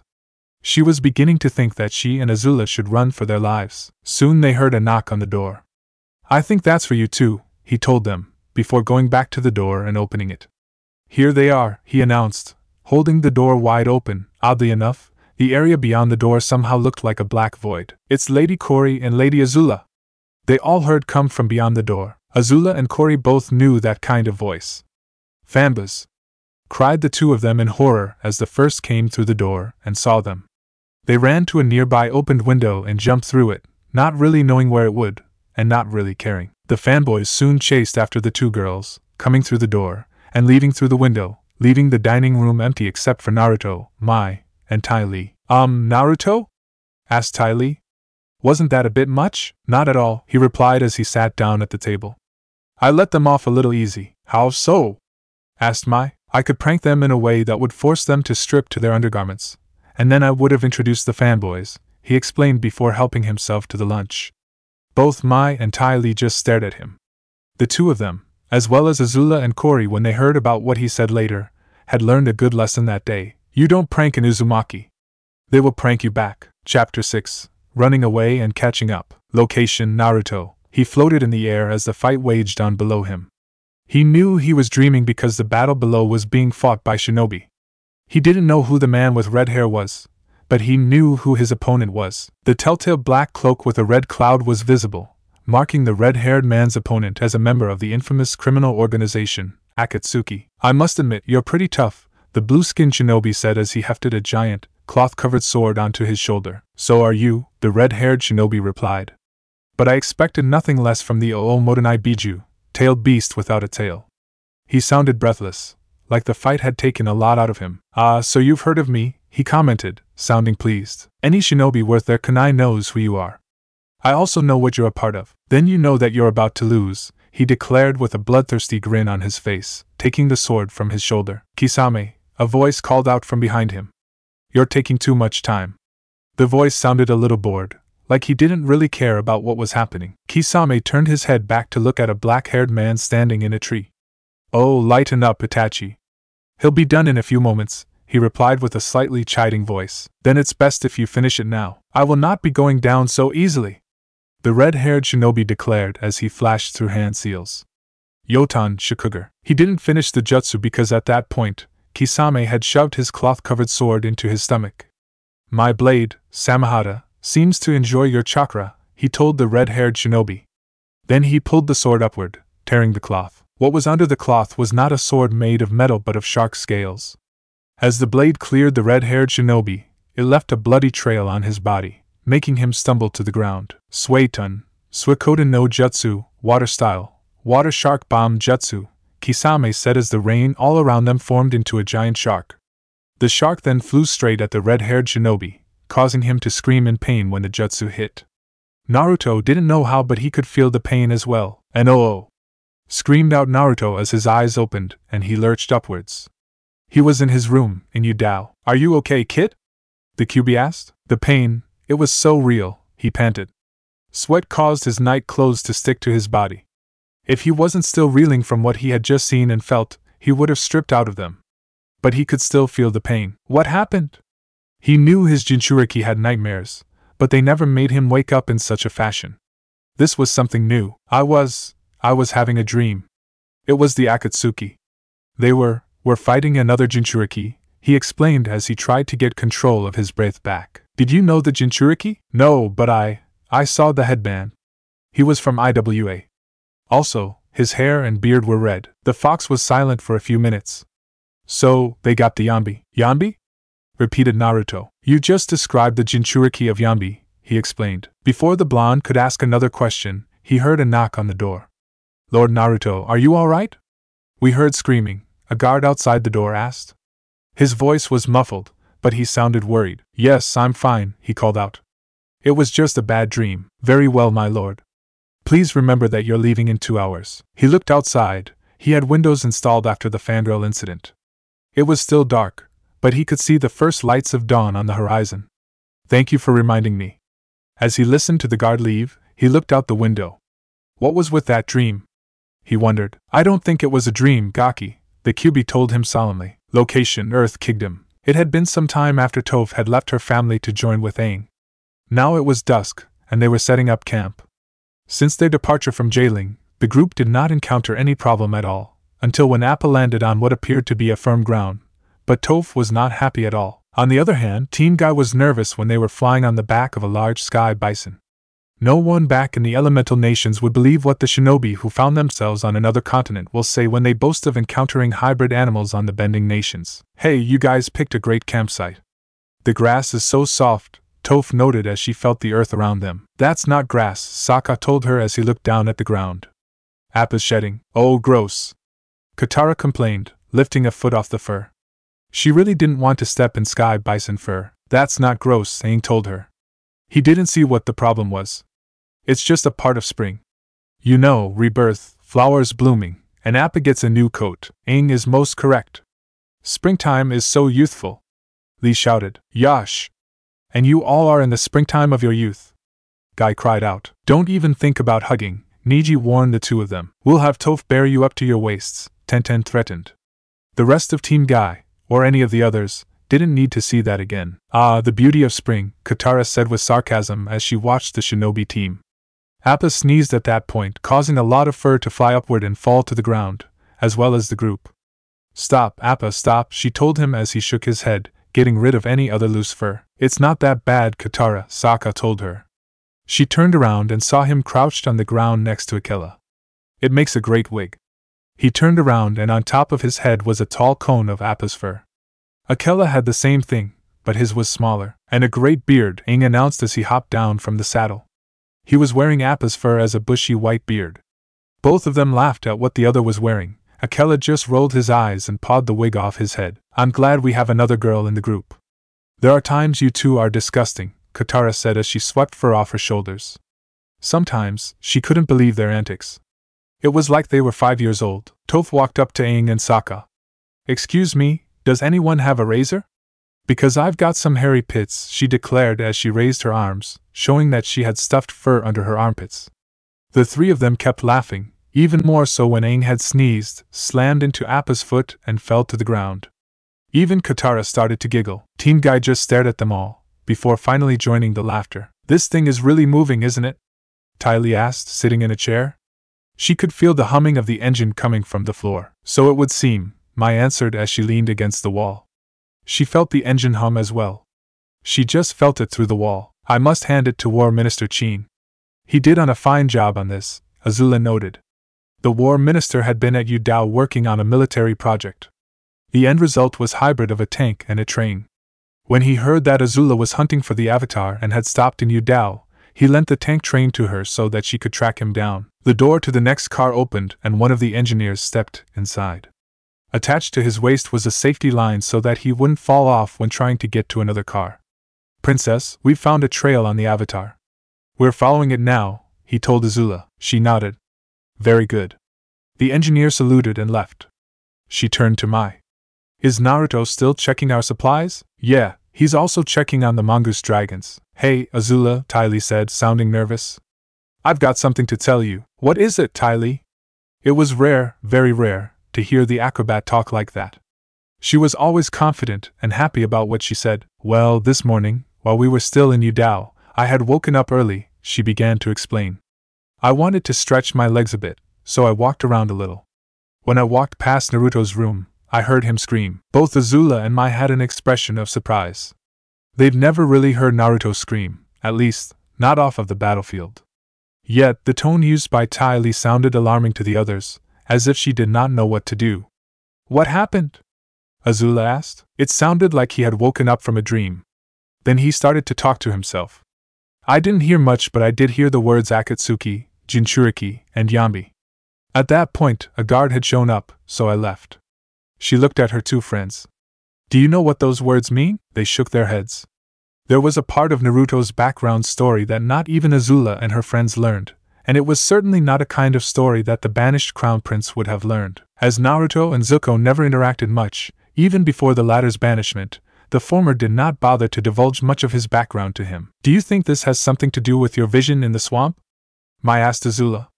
She didn't know why, but she felt it was just so. I don't know. Everything they seemed to learn about her bodyguard's past seemed to have to deal with those people wearing the strange-looking headbands. But something tells me it also has to do with those people from Omashu. The sun had set, and the sky had turned purple. Aang and Sokka were setting up the tent and sleeping bags while Katara dealt with the water. Guy, Lee and Akela had gone looking for firewood while Niji and Tenten had taken up positions in the trees to keep a lookout. The only person who wasn't doing anything was Toph. She was kicking back and relaxing against a rock with a piece of wheat in her. Took notice, so she went over to Toph. So, Toph, she began. Usually when setting up camp, we try to divide up the work. Hey, don't worry about me. I'm good to go, Toph told her. The earthbender was completely relaxed.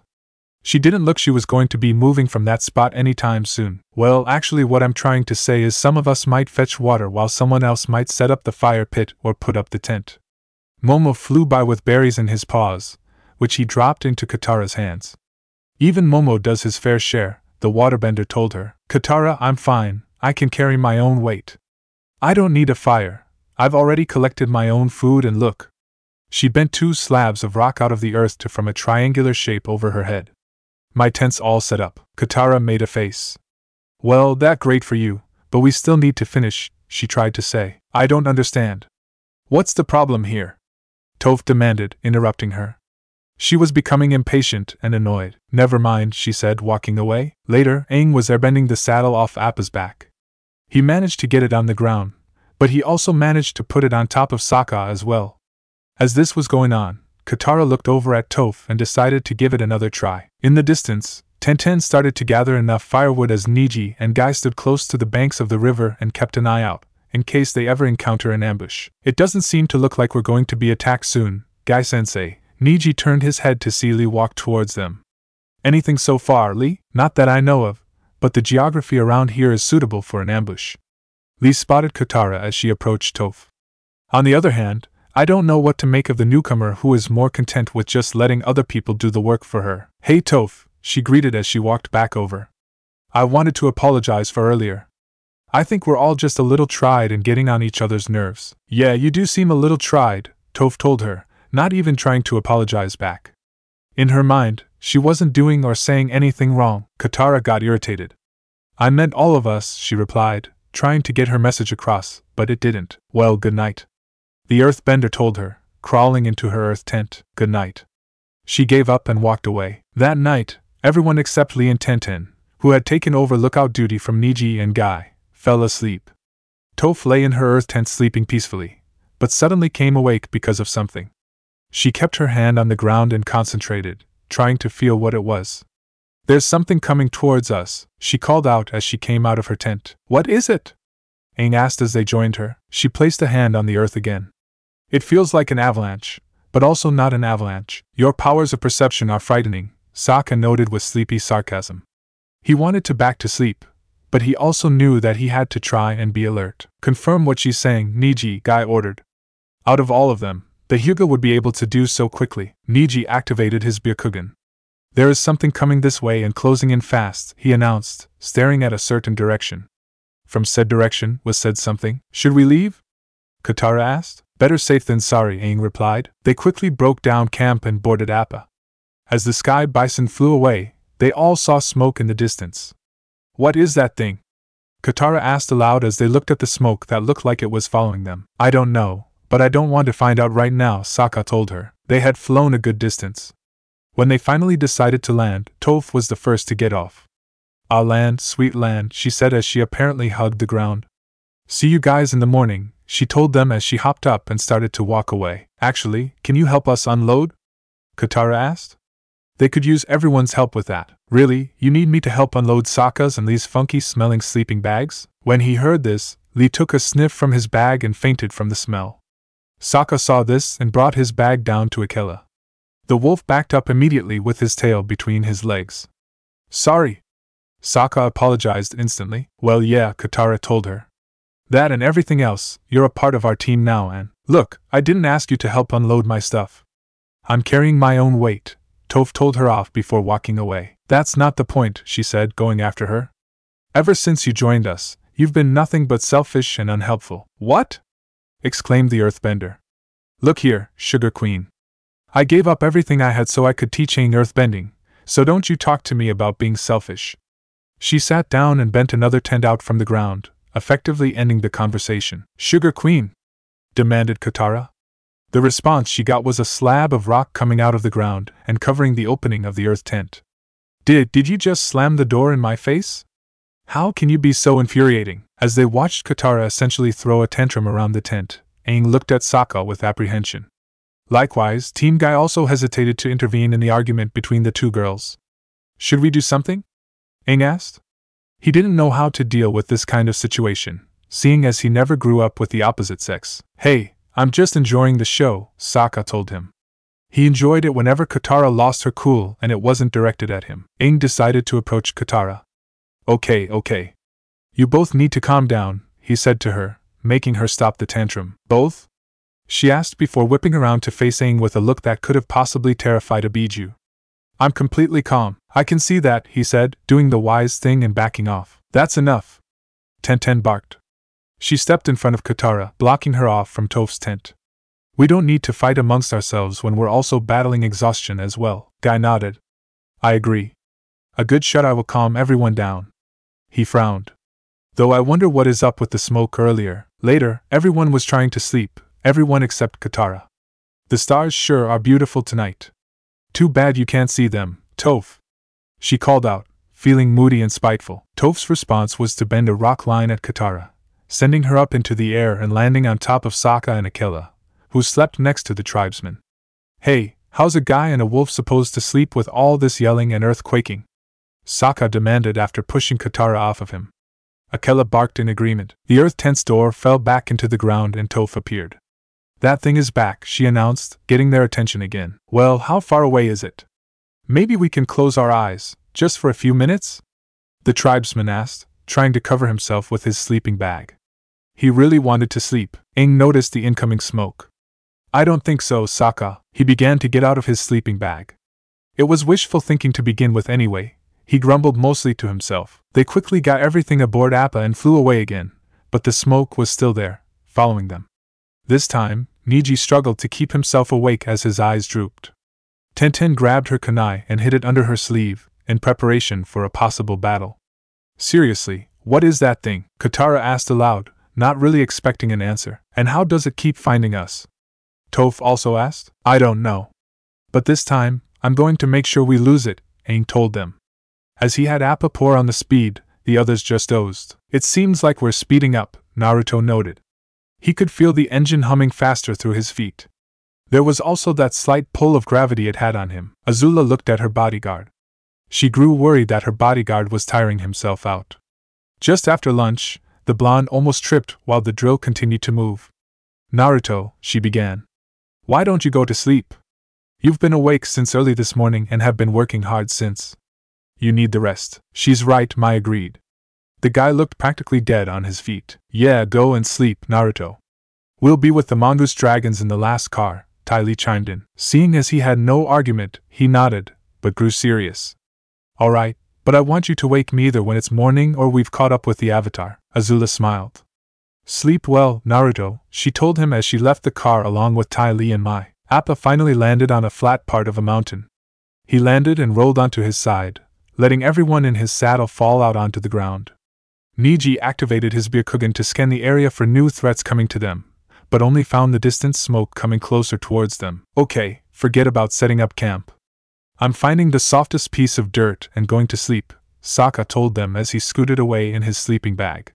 Akela followed tiredly after him. That's good because Toph wasn't going to help anyway, Katara said snidely. Oh, I didn't realize baby needed someone to tuck her in bed, Toph retorted. That's enough, you two, Guy commanded. They didn't any more of this arguing. We don't need any more tensions, as Tenten may have already dealt with it. Yeah, there's something after us and we don't even know what or who it is, Aang told them as he tossed his shawl over his head. He was just as tired as Sokka, and wanted to sleep just as badly. It could be Zuko. We haven't seen him since the North Pole, Katara suggested. Truth be told, she was getting nervous about not seeing him around. Who's Zuko? Toph asked. Sokka gave her a summary. Oh, just some angry freak with a ponytail who's tracked us all over the world. What's wrong with ponytails, Ponytail?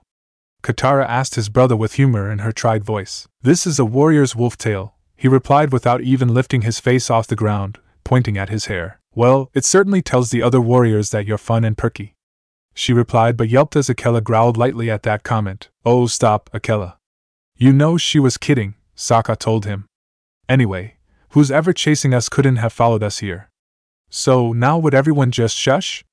He lay back on his sleeping bag and tried to fall asleep. But Momo landed on his chest and started to make a racket. No, Momo, shush. Sleepy time. Momo just went over his head, straight to the edge and continued to make noise. The tribesman was the first one to get the point. Oh, don't tell me, he groaned as he put his head on the ground. That's impossible, Aang protested. There's no way they could have tracked us. He had Appa fly faster and put more distance between them and whoever it was that was following them. I can feel it with my own 2 feet, Toph told him. He ran over to the edge to look. Sure enough, there was the smoke and the tank train coming at them. Let's get out of here, Katara suggested. Maybe we should face them, find out who they are. Who knows? Maybe they're friendly, Aang suggested in turn. Always the optimist, Sokka commented. The air nomad always did seem to believe that everyone was a potential friend to them. I don't think our unwanted guests are friendly, Niji said darkly, his Byakugan still activated. The tank train stopped, and the car opened its side door. To Aang's and Katara's surprise, out of the smoke that bellowed out from the car came Azula, Ty Lee, and Mayan Mongoose dragons. The Mongoose dragons then began to run up the trail that led Aang's group. It's those 3 girls from Omashu, Katara exclaimed. They all got ready to fight, taking stances and drawing weapons. We can take them, Toph declared, 3 on 3. Actually, Toph, there's 8 of us, Sokka told her. She didn't count him or Team Guy. Yeah, did you forget about us? Tenten asked, keeping her left hand over her shuriken holster, and her right hand over her hidden kunai. Oh, I'm sorry, Toph said. I didn't count you guys. You know. No bending and all. She wasn't trying to be rude, but she thought because they weren't benders, they wouldn't be able to hold their own in a fight. Sokka got mad at the causal dismissal of their abilities. We can still fight, he told her angrily. Akela seemed to glare at her as well. Okay, 3 on 3 plus Sokka, Guy, Lee, Niji, and Tenten, she amended, trying to be a bit nicer and missing by a wide mark. That attitude will kill you one day, Toph, Niji remarked as Sokka reined in his temper. If she kept up with it, then she would be completely caught off guard when the day came that she fought a non-bender who could hold their own against her. She said nothing in return, having returned her focus back to the incoming threat. She bent large rocks to come out of the ground randomly in front of the 3 girls. The mongoose dragons they were riding just simply climbed over them. Well, that didn't work, she thought. Well, we wanted to find out who they were, we found out. Now let's get out of here, Sokka told them. They all ran back to Appa and climbed aboard. Toph stayed at the edge and bent a big wall out of the surrounding rock to block the girls. Urging her mongoose dragon on, Azula blew open a hole in the wall by generating and directing lighting at it. They climbed through the hole and Mai shot off some small arrows at Toph. She bent the rock beneath her up into the air, which blocked the arrows and allowed her to jump off and land in Appa's saddle. Appa, yip yip! Ordered Aang once he knew that she was aboard. Guys, I need a barrage, Tenten told her teammates. They nodded and the 3 of them reached for either their kunai or shuriken. They proceeded to hurl whatever they had at the 3 girls, trying to slow them down. Both Mai and Ty Lee pulled back a bit to avoid the barrage, but Azula melted a hole in the barrage with her fire bending. The kunai and shuriken fell harmlessly around her. They got away, she noted. She turned around and headed back over to her friends. Let's head back to the tank train. We'll still be able to track them. The 2 girls nodded in agreement. As they went back, Ty Lee looked at Azula. Why didn't we wake Naruto? She asked. She had thought that was the first thing they should have done. Because he needs the rest, Azula answered, honestly believing it. Besides, we didn't catch the Avatar. Appa flew on, but even he was getting tired. I can't believe those girls followed us all the way from Omashu, Katara said from where she sat in the saddle. I still think we could have taken them, Toph grumbled. They had the better advantage. Why didn't they use it? Are you kidding me? The waterbender asked. The crazy blue firebending and the flying daggers are bad enough, But last time we saw them, one of those girls did something that took my bending away. That's scary. She had never felt so helpless before in her life when that had happened to her. I remember Lady Hinata telling me about that, Niji said. It sounds similar to the Jukin. He was curious to see if the two styles were similar in any way. Tenten noticed that Lee had a troubled look on his face. What's the matter, Lee? She asked him, concerned. It's just something been bugging me, and I find it unyouthful, Ji told her, a frown etched onto his face. What? Those 3 girls were the same ones from Omashu, right? He asked Katara. Yeah, that's right. It was hard to forget them. They made quite the impression with that first meeting. What are you getting at, Lee? Guy asked his student. If they are the same 3 girls, where was Naruto? He thought the blonde was supposed to be always right next to the Fire Nation princess. And yet they didn't see him. That kid you were talking about back at home? Toph asked Niji, who nodded in reply. Before they could ponder the question further, they noticed that the sky was getting lighter. Oh no, the sun is rising, Sokka groaned, pointing to the east where the sun was above a mountain. We've been up all night with no sleep. Sokka, we'll be okay, Aang reassured him. Are you sure? I've never not slept before. What if I fall asleep now and something happens? And something always happens, he asked, beginning to freak out. Akela bit him in the leg, making him yelp in pain. Once he was done, he looked down at the wolf. Thanks, Akela. I needed that. Akela just yawned in reply. Every time we land, those girls are there. So, we'll just have to keep flying, Katara told her brother. It seemed like the perfect idea at that moment. We can't keep flying forever, Aang replied. They were going to have to land at some point. Well, why don't you land right now and let them catch up? Toph suggested. We can still take them, even if they have that Naruto guy. She knew and they knew that they had the advantage. Toph, that Naruto guy as you call him, defeated 4 of our teammates easily, Guy told her. So? You guys aren't benders. It wouldn't take that much to beat you, she said a little dismissively. I think you've spent too much time with the most unyouthful master you, Lee commented. She bristled at that comment. She was nothing like him. Also, Toph, Sokka said before she could reply. Naruto isn't a bender, and he can see through the earth's vibrations as well. She was stunned. She thought she was the only one who could do it. Appa kept flying and flying as the day went on. So, what's our plan? Aang asked in a tried voice. Don't know. Tu tried to think, Toph told him. Her eyes were closed, and she didn't have the energy to open them again. I'm sure we'll come up with something after a short nap, Katara said. Yes, sleep, Sokka agreed wholeheartedly. The 2 fell asleep. Then they started to float in the air above the saddle. Both Toph and Team Guy did as well, even Akela and Momo. Momo grabbed onto Toph's leg and Akela bit down on a saddle handle. They were shocked awake when they realized that they were only floating because Appa was falling. What's going on? Demanded Toph. Aang was hanging on by the rope. Appa fell asleep, he yelled. As they fell, Sokka brought Katara in closer while Team Guy made sure they didn't let go of each other. Aang had managed to bring himself down to Appa's head and then scooted down to his face. Wake up, buddy! He cried. As they neared a forest, Appa finally managed to wake up. He pulled into himself up a bit to fly, but he still was doing.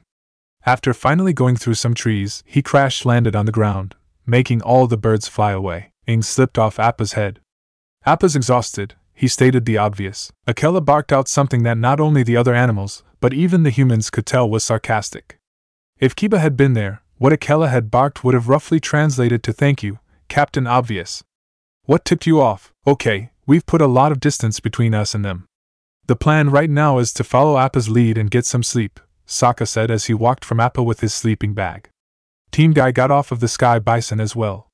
They were a little better off, but not by a lot. Katara, tried and irritable, decided to beat an already dead horse.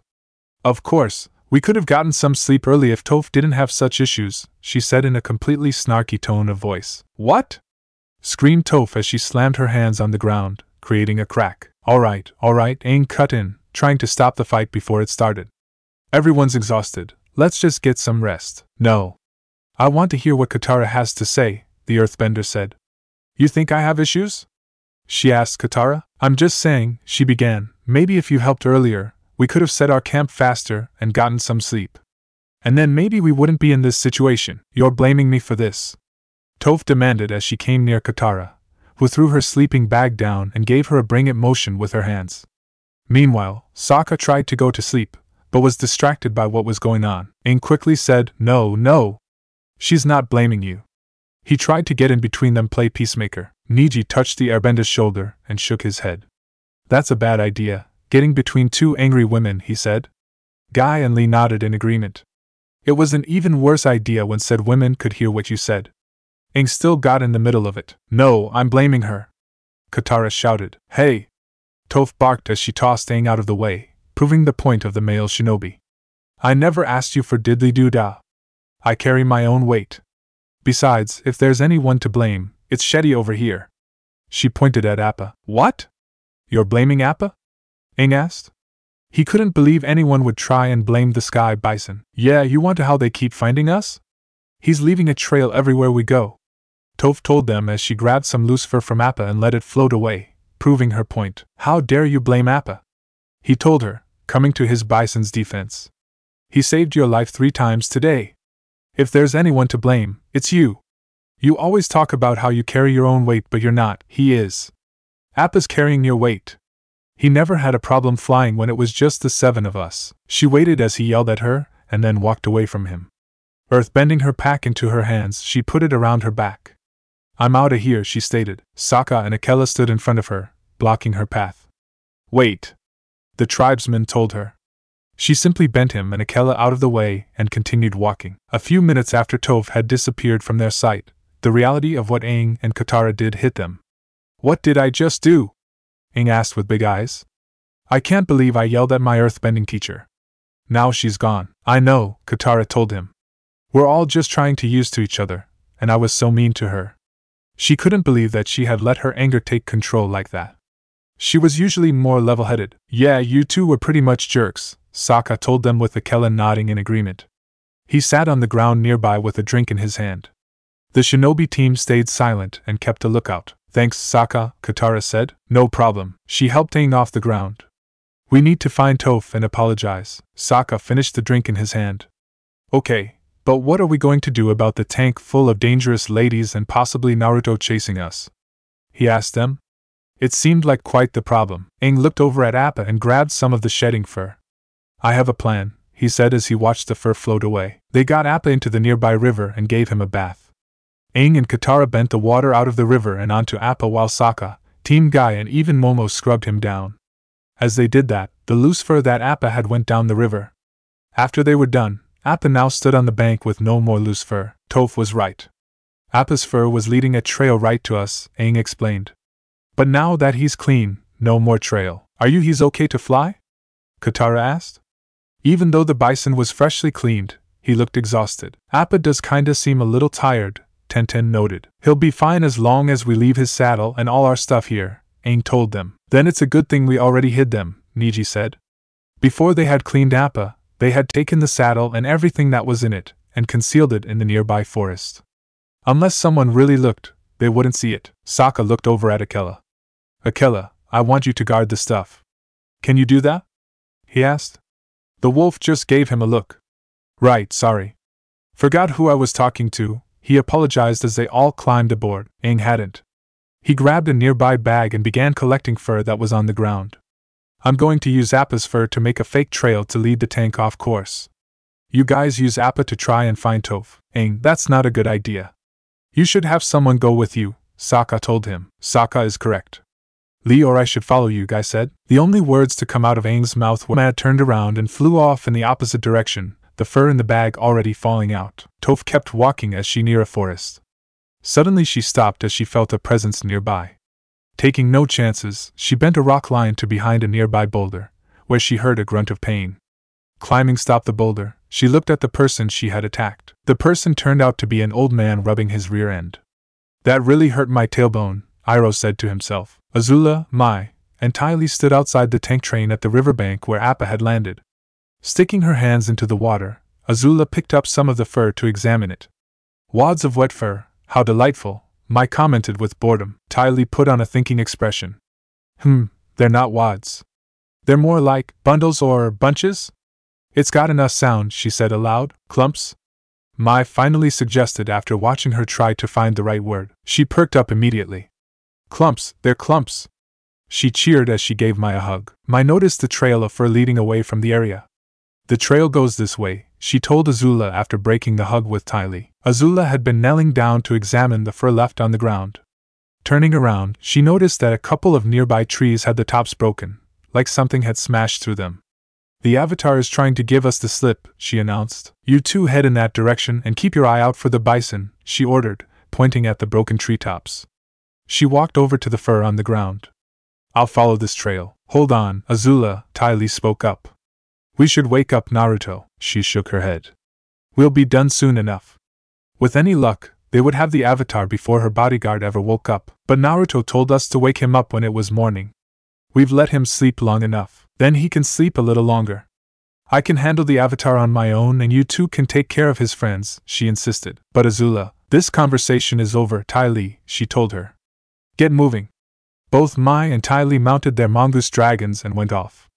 Azula briefly looked their way and then began to follow the trail of fur. Aang flew on his glider away from the forest and into the desert. Checking on the bag, he realized that the amount of fur he had was almost gone. Looking ahead, he saw a small town in the desert. Landing at the edge, he noticed a small sign that read Tu's Inn.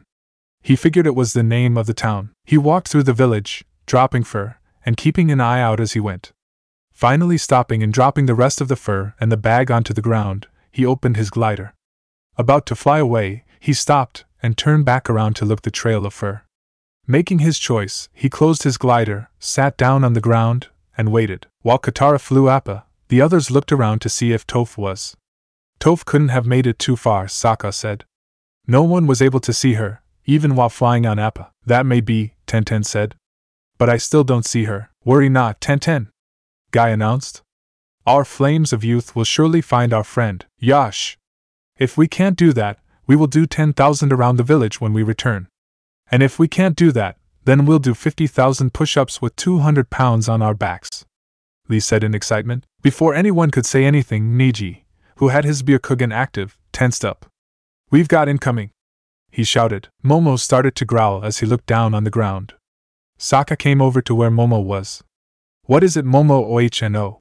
He began to ask but instead shouted in surprise when he saw what was coming after them. It was Mai and Ty Lee. Katara! He yelled out to his sister, turning to her. How did they find us? She asked before urged Appa forward. Appa, come on! We need to go faster.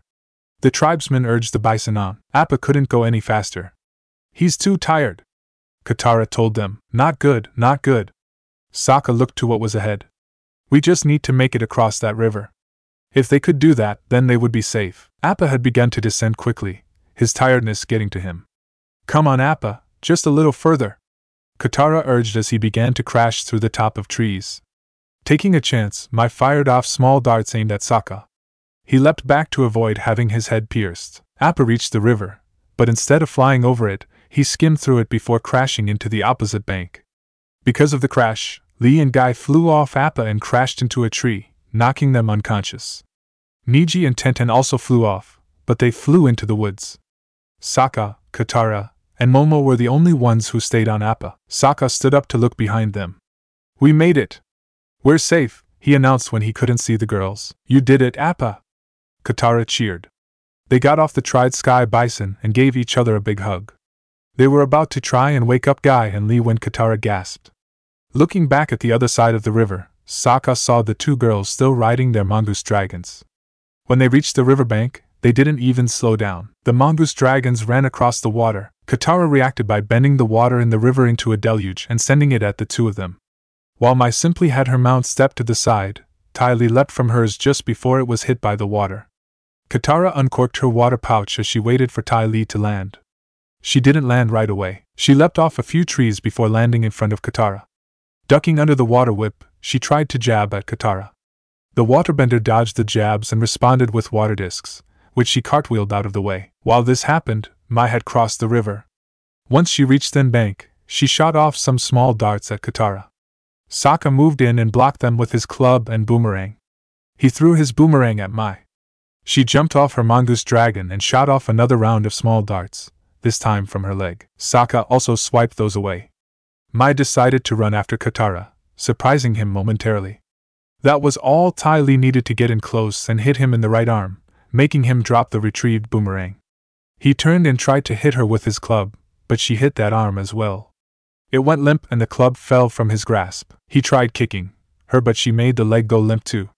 Swaying on one leg, he lost his balance and fell forward. She took that opportunity to hit him in the head. It didn't quite work out the way she wanted. Katara ran to the bank to bend water at Mai. She stopped the waterbender by throwing knives at her. The knives pinned Katara to a tree behind her and made her lose control of the water, which just fell back into the river. Sokka showed up hopping away from Ty Lee. He fell down in front of Katara. "How are you doing?" he asked her. "Well, you know." It was the only thing she could think to say. "I thought that when Ty Lee and I finally got you guys, it would be more exciting," Mai told them. She then felt a kunai on her throat. "Does round 2 sound good to you?" Tenten asked from behind her. Niji also appeared behind Ty Lee. The two girls jumped away from the shinobi. They got ready to fight, but they didn't expect what came next. The two of them were once again sent flying via airbending from Appa's tail. They flew right into the river. "Thanks, Appa." "I don't know what we'd do without you," Sokka told him. Appa responded by licking him in the face, to his discomfort. "Appa?" scolded Tenten. "I wanted to fight that girl. Why did you have to go and do that?" Niji stood above Sokka. With a few jabs in the right places, functionality was restored to his limbs. "Can we worry about that later, Tenten?" he asked her as he helped the tribesmen up. "We need to wake up Guy-sensei and Lee. I think the third girl went after Aang." They quickly woke Guy and Lee up. Then they boarded Appa and then flew off. As they flew away, Mai and Ty Lee waded out of the river and onto the bank. "Was it just me, or was that guy kinda cute?" Ty Lee asked as she got the water out of her braid. "Which one are you talking about?" "There were two of them," Mai told her. "You know what? Never mind." Aang finally noticed that someone was coming. At first, he saw only a shadow and a dust trail, but as the shadow got closer to the town, he saw that it was the same girl who had chased after him in Omashu. Once she had entered the town, she got off the mongoose dragon and walked forward. "All right, you've got up with me. Now who are you and what do you want?" Aang asked her. "You mean you haven't guessed? You don't see the family resemblance?" she asked back, sounding a little amused. "Guy and his team seem to know who you are.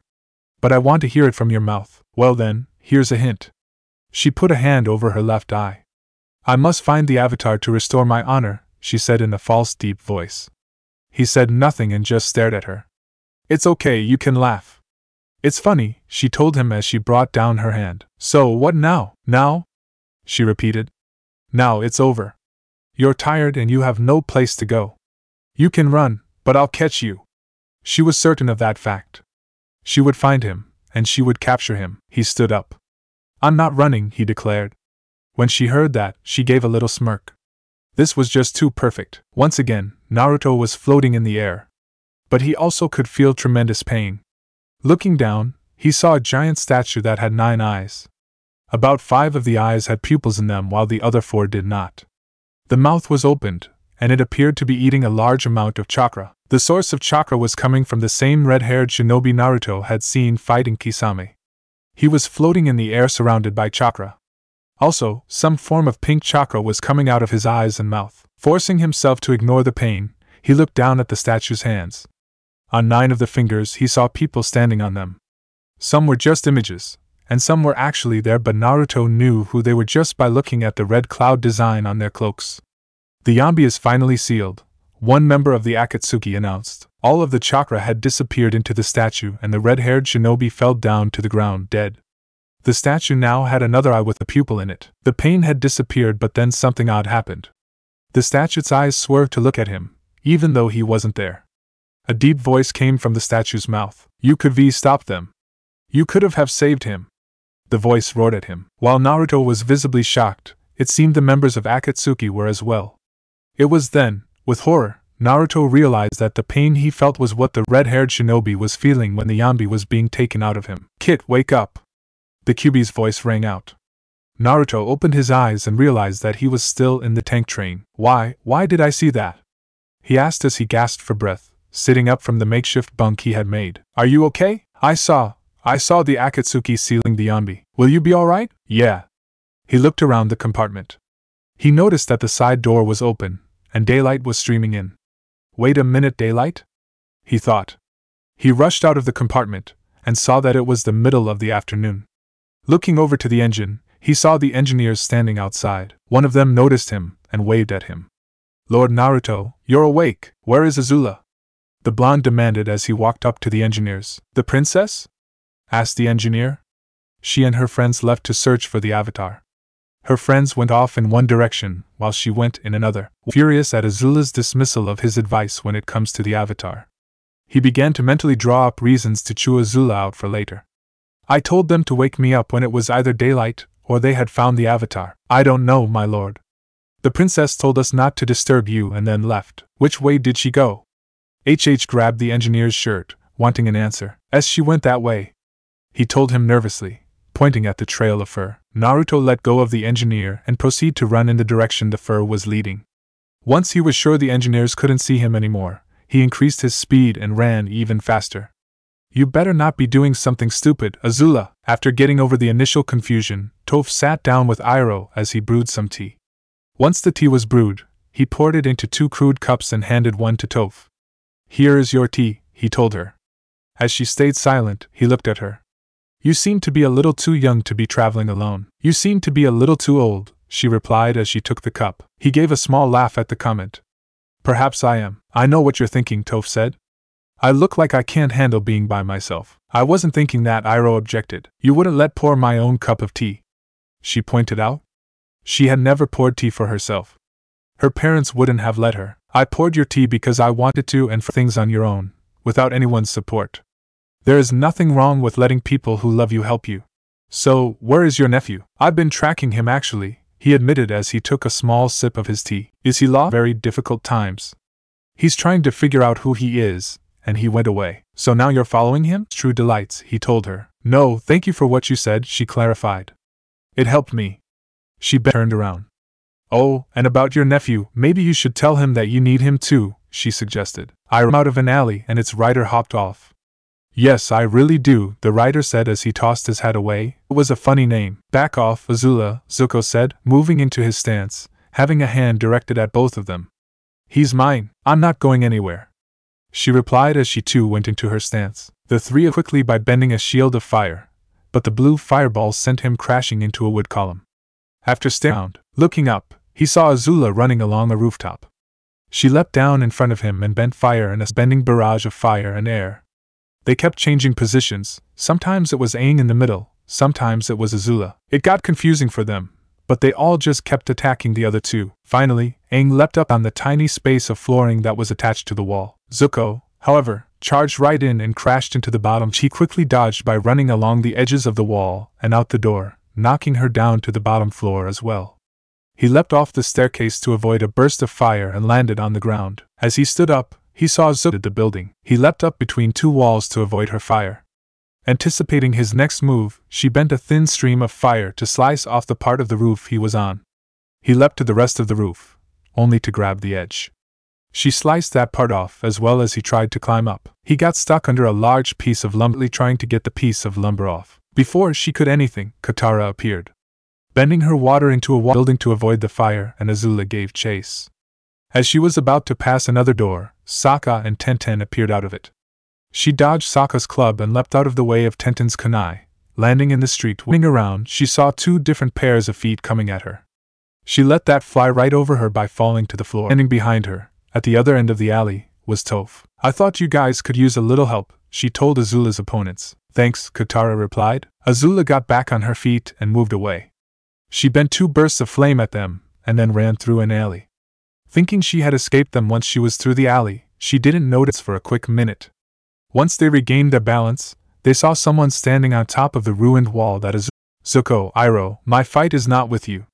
I recommend you leave, he told them. We'll take that recommend. What's the matter, Zuzu? Lost your spine? She asked him, trying to goad him back into a fight. Zuko out of the way. The fireball hit him in the left shoulder, knocking him out cold. Azula, stand down, Naruto ordered before she could do anything else. Zuko, take him and go. On began. Until I tell you, you are not to move from that spot or do any firebending.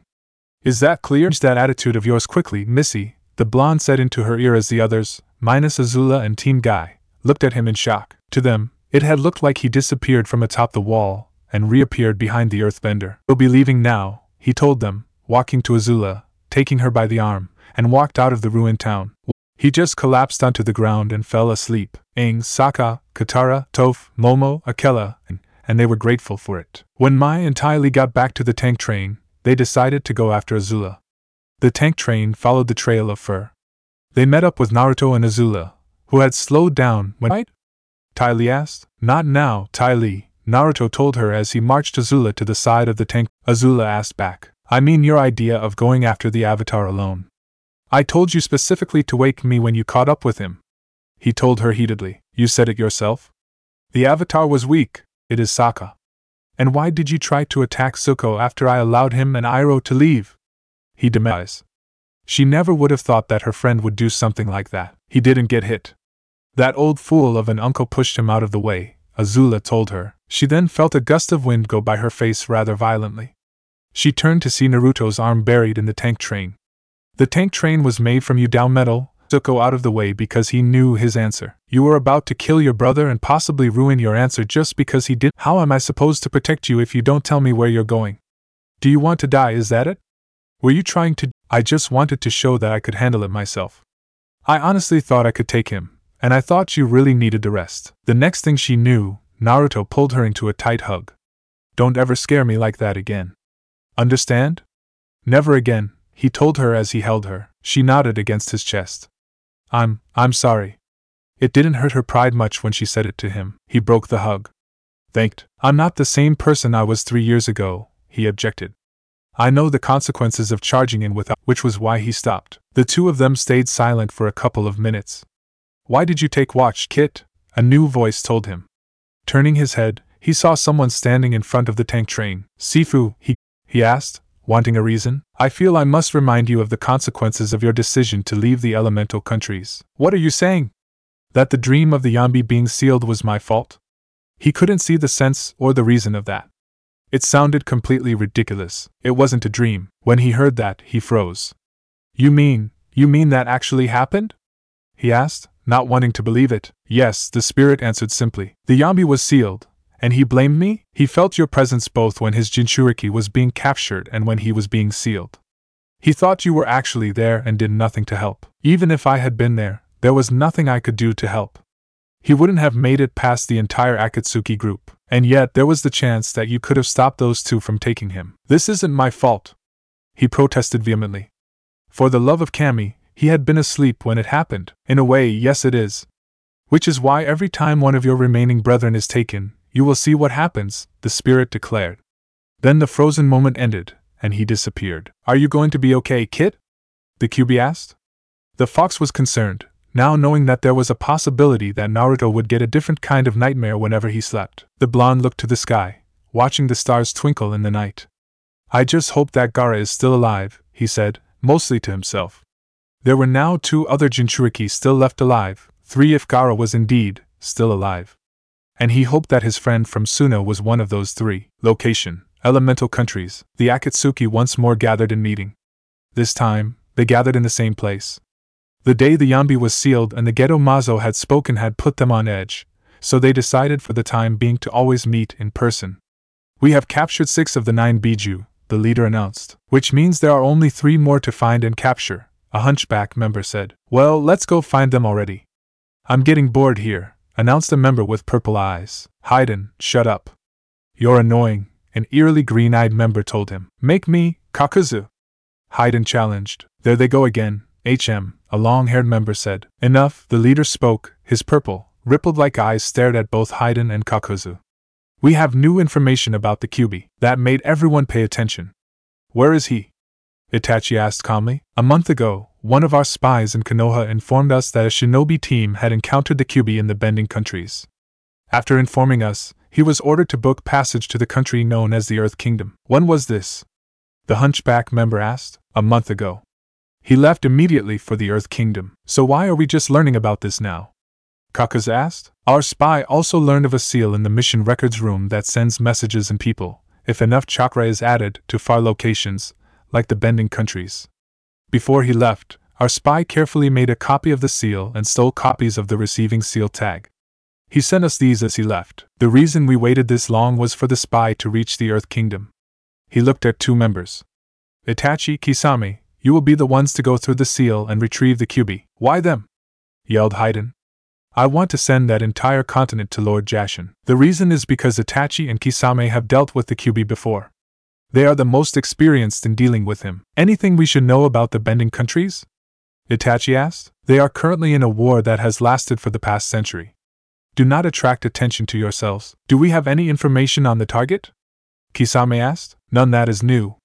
I expect that the Kyuubi will be different from what you remember, so I'd advise caution when dealing with him. Well, it'll still be interesting to see the kid again, he said with a grin. When do we leave?